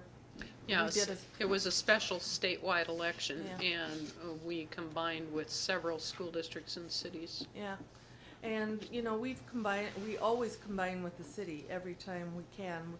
The city requires their election the second April, the second Tuesday in April, so that's when we have it on the years we combine with the city.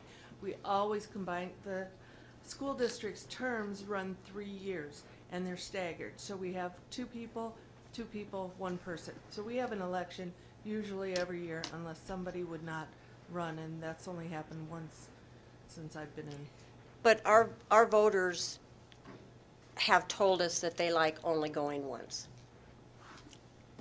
So it could just be a different class, which outweighed the partisan issue that you see and the disproportionate amount of voters. It's pretty even in Pennington. And from a city perspective, I would piggyback right onto what Bev said. That's exactly our reasons as well. Our date is set by charter, and of course the nonpartisan. And honestly, it's not anything that we really talk about. I mean, we just have our second Tuesday in April and combine with the school, and that's just the way we've done it. And we've done it that way since I started doing it. 94, when I was doing elections then, I worked with Diane Metley, Jeb Owen, Lori Hogstead. Whoever's there, I work with them. Yeah. I recall some of the conversation regarding when we had the change of city government vote from the commission form to the council. There was discussions about should we combine, and the sense that I got from the discussion was the people that were involved in writing the charter wanted to have a separate time on purpose because they felt as though they'd get swamped in a November election and there wouldn't be the attention they felt was due to city government if it was combined. And they were adamant about it. And I'm wondering how the undervotes happen for the school board election when you have a big presidential or a big primary. Do the undervotes really fall off for the local races? They do to a certain extent, but the voter turnout is higher, so I would, though I haven't just off the top and working with it for a number of years, they get more votes, even though maybe the voter drop off is higher. And I can't say that yes it is.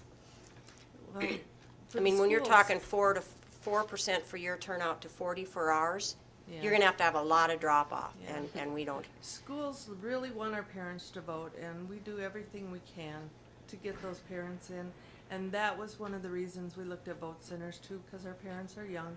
They don't remember a time when there wasn't a TV remote. They don't remember a time where they had to fill out their income tax on paper and wait 2 months for the check to arrive. They don't remember not having a microwave. So they want technology, and they want you to be able to service me now. I gotta go. And so we're trying. I know the older voters are always going to come. They want to vote. They know the value of their vote. The younger voters, you have to give them a little convenience to get them in the door. And if we don't cater to our younger voters, we won't be having this kind of discussion at all in 20, 30 years.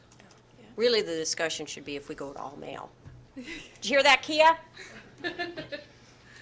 No, I didn't hear that. From the city's perspective on you said the charter, and would you explain what the difference, what we would have to go through if the city were to try and amend the charter to? Well, in order to amend the charter, the citizens, the voters would need to vote on charter amendments, and we generally have those for every election. And there's a charter review commission that meets starting generally. We'll actually have one that will start later this year in the fall for any items that might be on the 2016 election. We take public input. The Charter Revision Commission will vote on those items that should be placed on the ballot, and then they're presented to me for placement on the ballot, and then it's the citizens that will vote on the item, whether they wish to make a change in our charter or not. Do usually those charter amendments come from what your people have heard from the public, or is it something that this committee, this review committee thinks, oh, this is a problem that we've seen and Well, we need to fix it, or is it a mixture? it's kind of a mixture. Our form of government changed in 1995, and so over time, there's just been things that, we recently had a change to some financial reporting and things that go on the meetings for the budget, and just realized that this process doesn't work quite right. We just need to make a little change in it. So it's just, practice with using it, experiences that we've had, and then we do have citizen input as well as input from the counselors, present and past. Mm-hmm.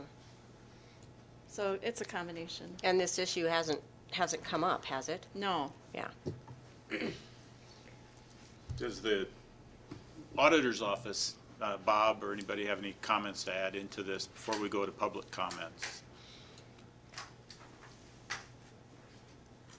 Bob Litz with the auditor's office. My thoughts on this are I would certainly entertain any notions that these two other public servants would have on that there, and there'd be things to work out, of course, but I think not talking about it is to turn a blind eye to something that could be a solution.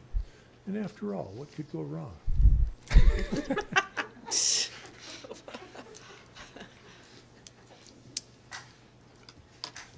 Are there any public, anybody else in the room would like to add any comments?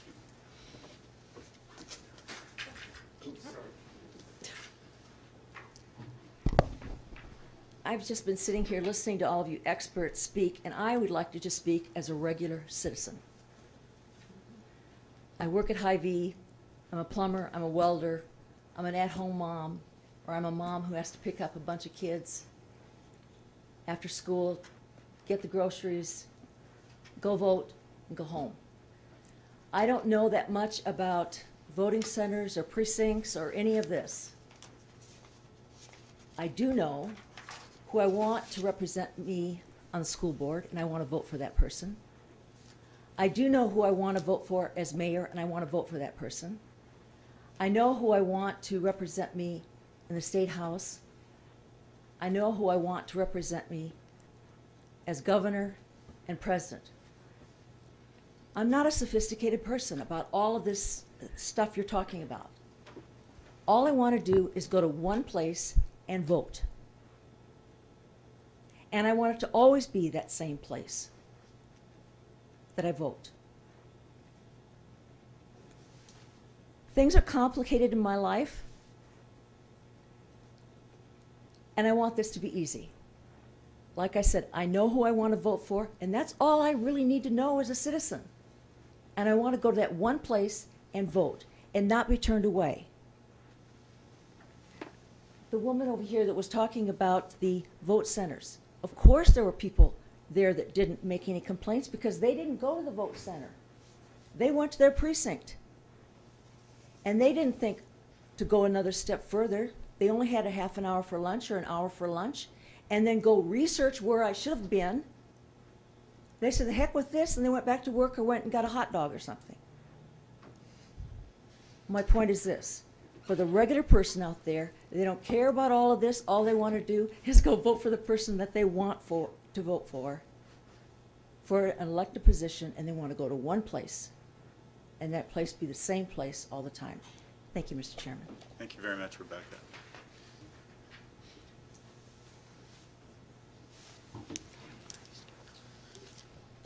I'm so used to saying commission, committee. My name is Monty Wadenbach. I'm the IT director here at Minnehaha County and a Lincoln County resident inside of the City of Sioux Falls. So one question that I would have for you, and I guess I'll start off by saying when it comes to e-poll books, I think we're going to have another conversation, so I might have some input there. But as far as vote centers, I think one question that I guess that I want to know is, in this scenario of a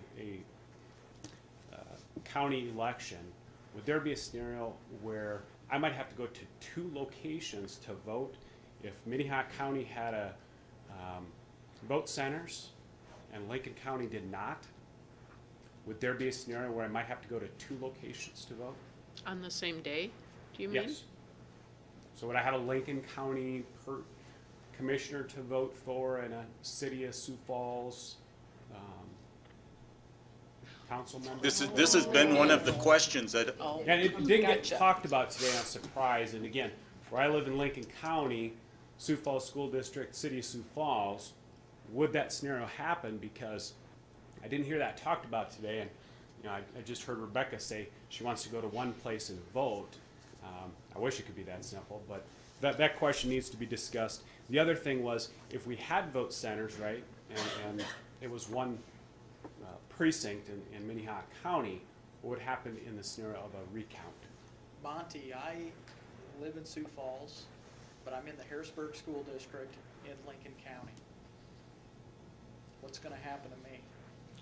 That's my question. That's my question to you too, folks. So, if there's vote centers, we're dealing with a complex scenario where you could have vote centers potentially in one county, but not another, but a city and school districts that go across those lines. So I think that needs to be discussed as well. Can I respond? Go right ahead, We have please. had, as Bev referred to, we had a special statewide election in which we also combined the Sioux Falls School Districts, I think Baltic City and School District, some others. And we worked it out so all the voters only went to one place. There were a few occasions, I think they were in Lincoln County, where if there was, I think there was a Harrisburg School District the same day and they didn't combine with us, and so there were 2 precinct boards in the same room. And people may have had to go check into the first spot and get a ballot and vote, and then go on, and then they were told to go to the second table. And so they didn't go to 2 different places, but you're right, you can have the potential for 2 different ballots. So a second step you have to take. That you're right, that is yes. Would the vote center across between 2 different counties doing things differently change? You'd have to look at it very carefully because in that one I seem to recall the situation was Lincoln County did not combine with like the Sioux Falls School District, and this may be before your time, Marlene. It was 2001 perhaps? I do remember a time when we had an issue because the people were like in the township and not in the city, in the Harrisburg School District, so some of them went to the school within the city limits thinking that that's where they voted because they lived right outside of the city, but they actually had to go over to Harrisburg to vote for the Harrisburg School District because they could not vote in the city one. Yeah, so you're right, Monty raises a good question that is more complex, I think, because of the size of the city in Lincoln County. It's, right. We can't any longer just dismiss that as a small group of voters because it's grown far, far beyond that to where it's a major I think any impact. sort of concept of vote centers becomes a lot more complex when you're dealing with the number of school districts and the fact that the city of Sioux Falls spans 2 counties. So there's certainly, in my mind, some complexities that come there, but I'm not an expert. I'm really glad you brought that up, and that's why I asked Lincoln County to be represented in here, because that was the question that my friend had brought up about Norway Center. It's, and that's an extreme example, but I do remember in the city election, people being in the rural area, trying to vote in a city election, or said they got a mayoral election and they were actually in the rural and they were just there to vote on a school issue or something. Tend to be school, yeah. So there was some confusion on ballots in that situation. So you've brought up the perfect example of this whole dilemma that we have about different types of voting and different ways to vote, and how we could ever combine all of these elections so we wouldn't have so much confusion in the future. Just an explanation of a scenario of a voter recount. How do vote centers affect that recount? The recount would work the same way because a recount is for a candidate or an issue, and you have to address all the ballots that affect that. It may be different number of polling locations, but it's still the same ballots. Sure. So you don't count any more or less or recount any more or less. And the margin to request a recount is still considered on the entire vote count, whether it overlaps different counties, school district lines, or Creating one state. precinct doesn't change that. Doesn't change what it will cost and the amount of work of a recount. Thank you. I'll be back when we talk about the polls. Thank you very much. We have. Can I say one thing though? I'm just following up a little more on that thought process. Last year we had a city election, and how many ballots were there voted? 4,000? 40,000, I mean? Yeah, about 40. Yeah, About 40,000. Now, if we had had precincts and there was a recount in, say, the central district, if we, then we would have only recounted, we would have only handled the precincts in the central district. When you've got a vote center election where people in the central district can vote anywhere, you're going to have to open all the ballot boxes and go through all 40,000 ballots to sort them out. That perhaps is what you were getting at, but that definitely does add to the volume That you have to look at. Yeah. Mm-hmm. But you're only recounting the same number. Yeah, you're recounting the same number, but you're looking through, sorting through all those ballots, trying to find the ballots that you're going to recount. So it is more complex. True, yep. And that did happen to us. We had a recount, and the way we keep our absentees is not by precinct, it's en masse. They're just coded by precinct, so we can run them all together and still get votes by precinct. We had to go through and pull out the correct ballots for the recount. So yes. Yeah, that has happened here too, and it adds some adds hours time. of work. Sue, is that a recount requested by the candidate or issue, or Yes. is that a recount for internal? No, she had that's to run the ballots through the machine again for some reason. No, that's an officially requested recount because of a close race. Yes. Okay. Which there's a certain margin. 2%, something like that. No. Have fun. Sue has to leave us now, and we're close to wrapping another up. meeting. But wanted to discuss, if everybody's done with this topic, we'll move on to any old business. And wanted to bring up the fact that we had an answer from ES&S on what happened last Friday with the touchscreen scanners. On the scanners had a calibration issue, and we got an answer back from Alexa that she said last Friday the touchscreen on the 850 we were using got out of calibration, so when we touched the buttons on the screen wasn't reading them correctly. I called our hardware support line while Darlene continued on the other machine, and we recalibrated the screen. After that, the 850 was operating without issue. I've made a note to have the unit's touchscreen looked at when we're up to do the next maintenance. And I also would like to ask if the system could also, if there's a chance before we have our last meeting, at least to be able to find out what the log files say on the two machines that tells us, that confirms what she's just said, just, to add to it. We had the 45 minutes during the election tabulating in November where the machine was totally down, and I was hoping that we would be able to just look at the error log that goes with it. And go ahead, Julie, you've got something to add. Did you keep it? I was not here. I mean, all the things that. Yeah, the bottom printer. Yeah, that. I have a whole big stack in back in the. From last Friday. Yeah, those are still on the machine right now. I didn't. And then, of course, you keep it from the general. And the error log I'm talking about is There's a computer that we can't get, that they have to get, yeah. it's Okay. the error log I'm considering is the machine's error log, that it keeps track of the events on the machine that caused it to crash. If it was I don't know how their error log works in there, but if we could just find out. This is just from a mechanical side of it. Yeah.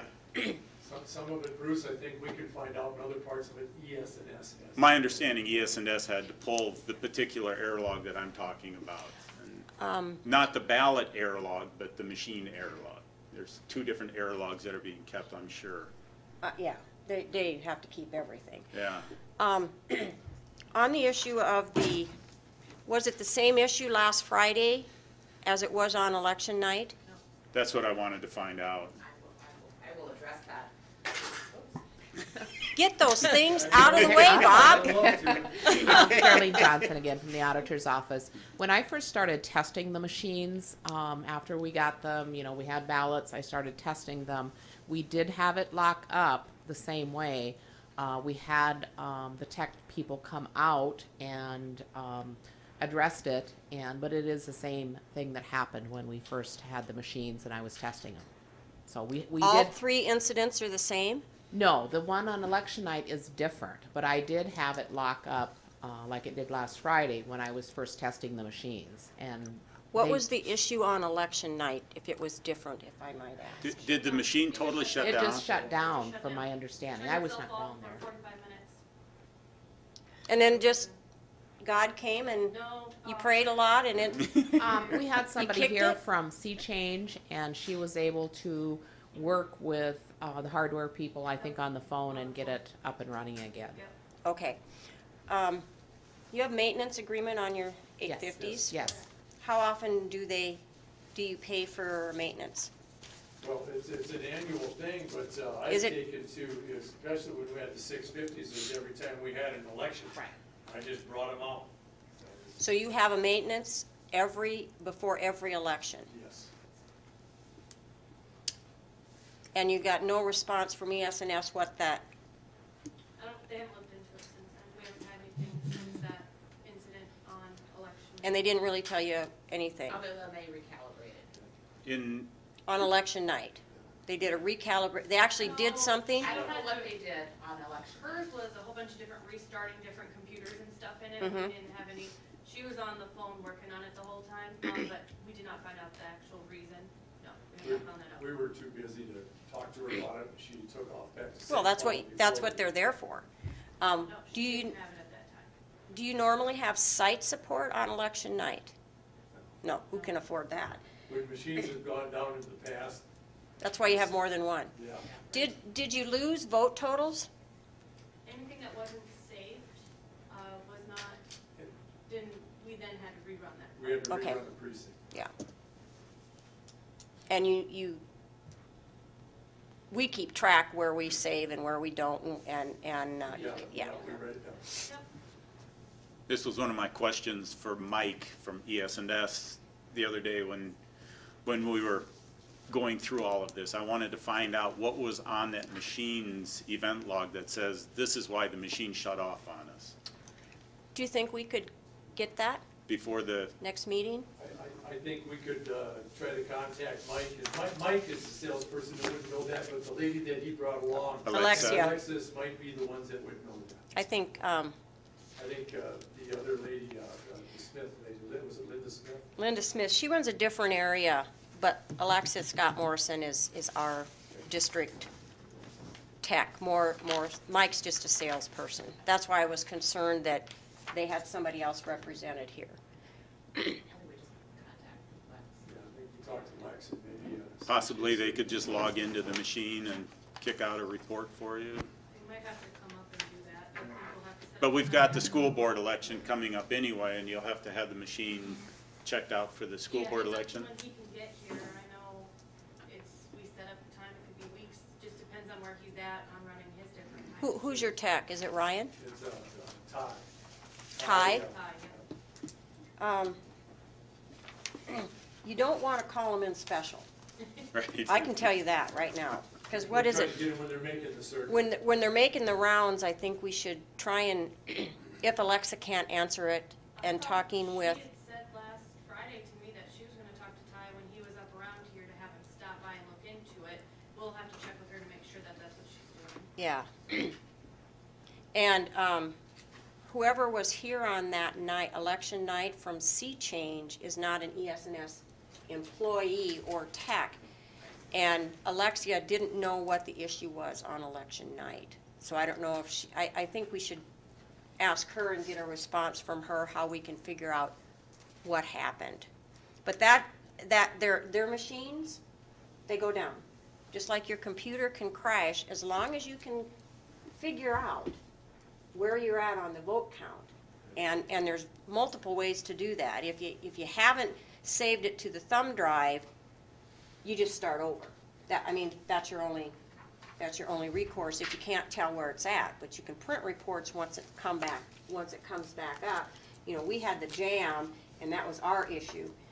We didn't pick up ballot counting from where we thought it had stopped counting, and that's why we had to start completely over. We know now, which every time you have a problem like that with any machine, you find out and you just change your process. This was why one of the questions I asked in the meeting was, you know, what kind of storage capacity did they have? Did they have just the flash drive, or did they have a hard drive, and how big was the hard drive? And they said they had plenty of capacity to store all the results. So if we were to do early tabulating of the absentees, we'd have space for it. And so I was comfortable with the fact that with your processes of being able to check off that this one went through properly, we didn't lose those ballots during that 45 minutes. I think there's a backup system to that too, because every one of the ballots that goes through there actually gets a picture taken as well. And so I don't know how to access that or compare it to the two, but that's in there too. So I think you've covered doubly. And that feature is used in other states. It just isn't needed here because we have the physical ballot. That's what we do our recounts off of. Okay. But yeah, it's the importance of, if you can tell where your ballot count is on the machine if something goes wrong. And you can always print reports to find out. And if it loses everything, you always know what ballots have been counted on that scanner, and you simply have to start over. The first scanner I used was a 315 AIS, and in the middle of the scanning process, of course, we had a very small room, and we were letting everybody in there, and our Democrat resolution team guy tripped on the electrical cord, shut the scanner off, and we had to start completely over with that scanner. So, I mean, it's human error. It can happen, and you just look at it and laugh, and thank God it wasn't my own party. And I wasn't on the ballot. So, I mean, you're going to have those kind of stories no matter what, and what you do is you learn as the person running the election and running the machines, is that you just develop a new process to work it through. I mean, our process is completely different now. Well, not completely, but is different now than it was with the old scanners, because we had two new issues. And we definitely know now what we're going to do if a scanner shuts down. We thought we had the ballot stamp thing worked out, but green is the new red. Does anybody else have any old business they'd like to talk before we move? I was wondering about the possibility of submitting written questions to you as the chair. I think sometimes, like with ESS last week, they weren't really responsive when your answer starts out, I'm really not the right person to ask about this, but if we could submit written questions through you to go to them in some of these cases. I would really appreciate that, to be able to, and with Kia being out in Pierre, are you still there, Kia? I am. If you would like to be able to submit the written questions, we'd really appreciate it from everybody here, and we actually want the public to if they're watching on YouTube or if they have any questions, to be sure and get back with us on anything. That's more clarification, the better for all of this process. But go ahead. Bob, you will contact ES&S to get that. I will make arrangements to do that. Thank you. I'm not sure what I'm going to do here. Yeah, well, or somebody, Yes, but so we could get a. Yes, for both events. Yes, thank you. That'd be great. I'd like to move on to just any new business. And one of the things that we really need to do is set what we're going to talk about for our next meeting in 2 weeks. On February 20th, we're having a meeting, and it will be discussing the data and the e-polling books and going into that in depth. But we would like to set an agenda for what we're going to be discussing in 2 weeks. And yes, Robert. I would just point out that e-poll books on the 20th, but then you also had the note from Kia that the individual from Total Vote is available on that day. And that, I think that ties in, the two tie together Just with Total Vote, e-poll books, and the benefits and that we can work off of with it. they complement each other. I just Very wanted much to make so. clear there were both issues would be. And I'll be out of the office, so I'll call in for that February 20th meeting.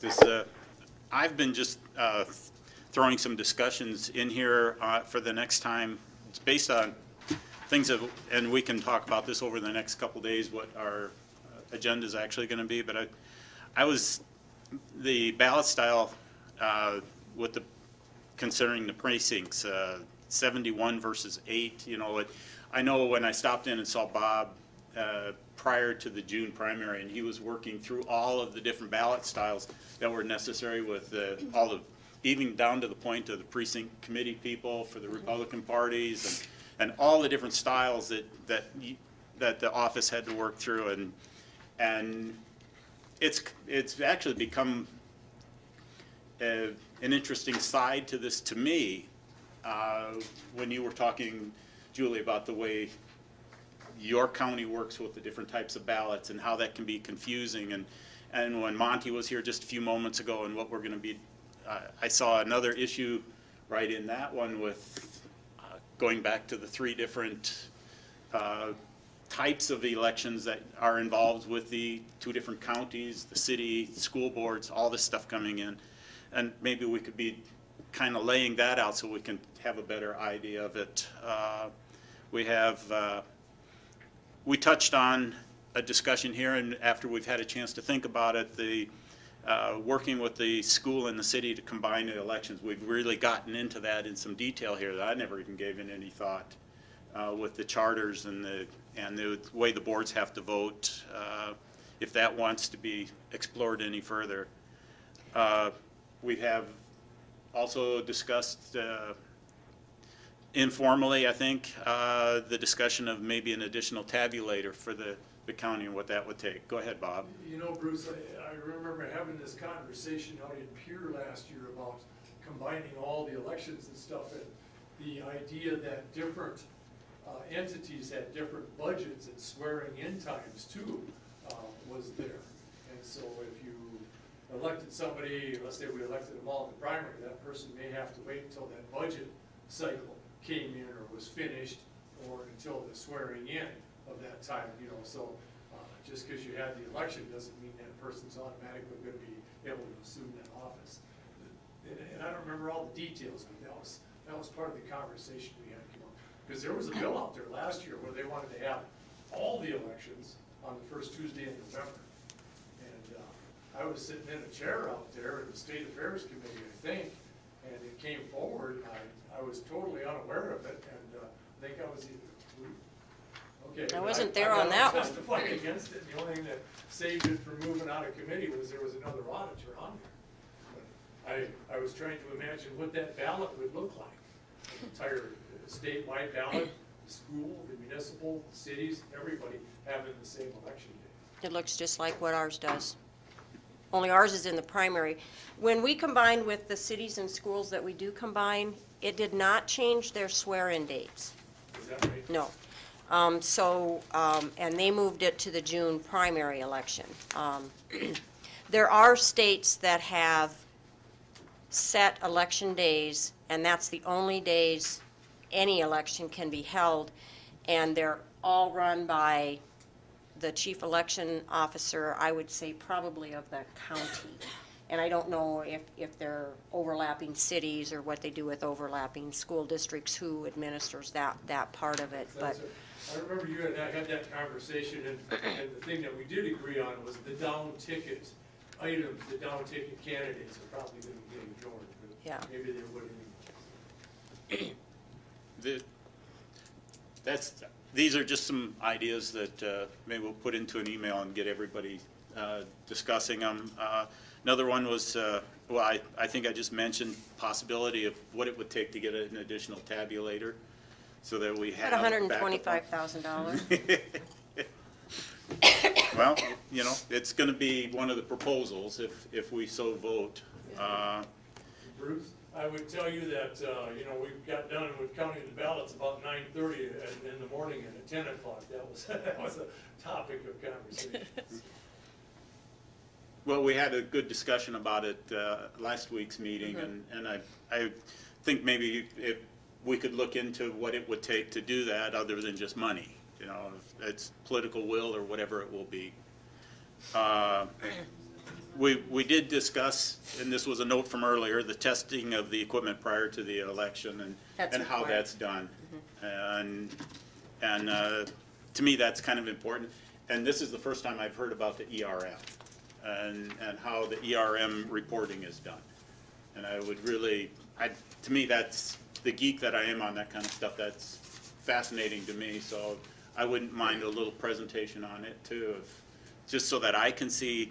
I've been in the back room when the IT has been in there sending the information up to Pier, but I didn't know how all the rest of it tied together and how it also changed when we went from the 650s to the 850s, and you know, it's just part of that process that kind of completes it for me. And then Bev was talking about the ballot style printouts, and I made a note to myself, and I just wanted to kind of follow up with what actually back to that original thing. I think with ballot styles in the precincts versus voting centers, and so I have a better clarity on it. And do you see this committee making in our report a recommendation specifically with Minnehaha County that they consider, if it would pass, combining their elections? Do you see something like that coming out in our recommendations? Or look at it at least that the county needs to change to vote centers, or that the city and the schools need to combine? Do you see that coming out as part of the discussion or recommendation? Or are you looking for that? yeah, that's actually part of what I was thinking about in this meeting was the easing of the confusion that goes on. Voter. And what can we do to make the process smoother for the voter? And what Rebecca was talking about and the confusion, Monty was talking about the confusion. You know, there is a lot of confusion. We have so many different governmental bureaucracies, voting systems in this area, and we always know we have high information voters and we have low information voters, and we just need to simplify the system so everybody can feel more comfortable that when they go to vote, they always know they can go vote somewhere. And what can we do to simplify the system or help guide the system along and find better ways to report it? I'm kind of passionate about that side of things. So. And then we just need to make sure that we say these are recommendations, because each of the entities can choose to operate as they wish. Exactly. But these would be recommendations. We have no power here to tell anybody to do anything, right. But we've looked at it and we would like them to be able to.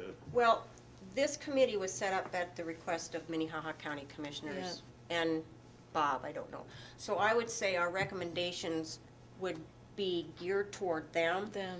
And so the wording would be, you should review with other boards whether you should combine elections and or make the decision whether you're going to do vote centers or all by precincts.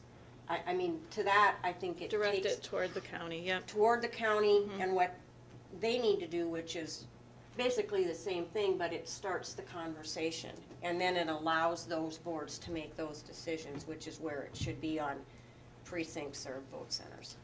And I agree with that. That's, we were asked by the county commissioners and Secretary of State and Bob Litz, the auditor, to consider this for Minnehaha County, but I've asked, you know, the other representatives of the voting areas to come to this meeting specifically so we could talk about this in an open way and get everybody to start considering, you know, what these problems are that we have to deal with. So, does anybody have anything else they'd like to add? I would just be looking for a little clarification that I'm going to be looking for ideas and somewhat of a consensus, at least for this next meeting, in putting that together, because I hear a number of ideas of reviewing some topics, some that you've already talked about. I guess from the committee, I'll be looking, as I'm putting that agenda together, looking for some consensus of what you want to focus on, if that sounds appropriate. I've kind of made a list off of what you said, Bruce. All right. We kind of want to bring everybody up to speed, if you will, on when we talk ballot styles, why they're out there, and how that affects everybody. We want to see if I don't know if this next meeting or at the end when we start making the recommendations, which Sue and I have made some comments already, how we address the recommendation, if we have one, on combining city-school elections, and whether we recommend that with this county, and whether we would recommend one or the other vote centers or all by precincts to relieve the voter confusion, the purchase, and possibly whether Bob has HAVA money for another scanner and or e-poll books, because I believe e-poll books are coming up later. On the 20th. And he wants a review of kind of how everything goes into ERM and maybe some of the reports that come out of those. And you can copy what reports there are from ERM, and we can explain that process and then how it gets into the election night reporting system and what changes we want for that. Is that? That says it much better than I said. So then the 20th of next month will be when we have B-Pro and we talk about the database. Yes. And I'd like that meeting to tie into how that works with the e-poll books. So we'd have that kind of a discussion on those two areas. Well, you know, there's not much difference between the e-poll book and a paper poll book. The data that goes in there. It's a total vote, and it's going back to total vote, as I understand it's called. Correct, but my part of the e-poll books is whether we were going to make a recommendation that e-poll books be purchased in the same type of discussion as with the scanner, because that all talks about money, and the money comes from the board or your HAVA funds. And I know at the meeting we had yesterday, we were given updated HAVA balances, as well as a new opinion from the Secretary of State's office on use of HAVA purchased equipment. I know we've got some changes. And we should probably discuss that because it's going to affect the city and the schools. You know, I would say this, the e-poll. Yes, I think we should put that on. Is that new decision? The e-poll book is evolving rapidly. I remember the first election that we had with the school, we used an ES and S poll book, and we had some issues with it, and we went to the Hart poll book, which was much better. And then last Monday a week ago, I had a company called Robus give me an internet overview of their poll book, and I was amazed at some of the changes and some of the abilities that their poll book has.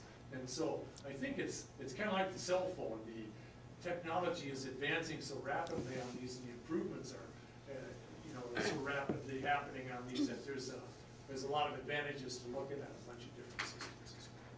Yeah, I don't see us making a recommendation for a specific system, and I know B-Pro is working on one. We'll be testing for the March, and we're working closely with them on that. Kia, are you still there? I am.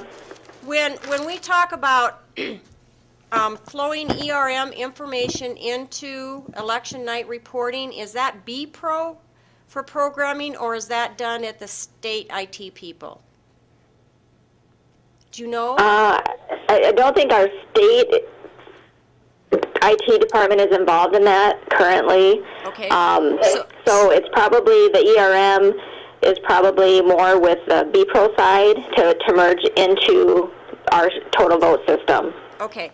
Then I would suggest that we change that discussion on the ERM and how it flows into election night reporting to the same day that the Brandon Campia is here from B-Pro, which is February 20th. Yeah. And I won't be here, so you guys will have to hand that one.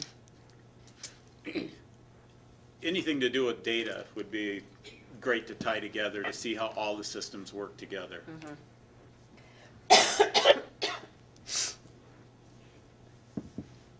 Anybody else have any thoughts? Does that answer your preliminary question, Robert? I believe so, yes. All right. Well, with not seeing any more new business, we need a motion to adjourn. So moved. Kia seconds. Actually, you can just do that, then we don't have to do a roll call first. We're adjourned.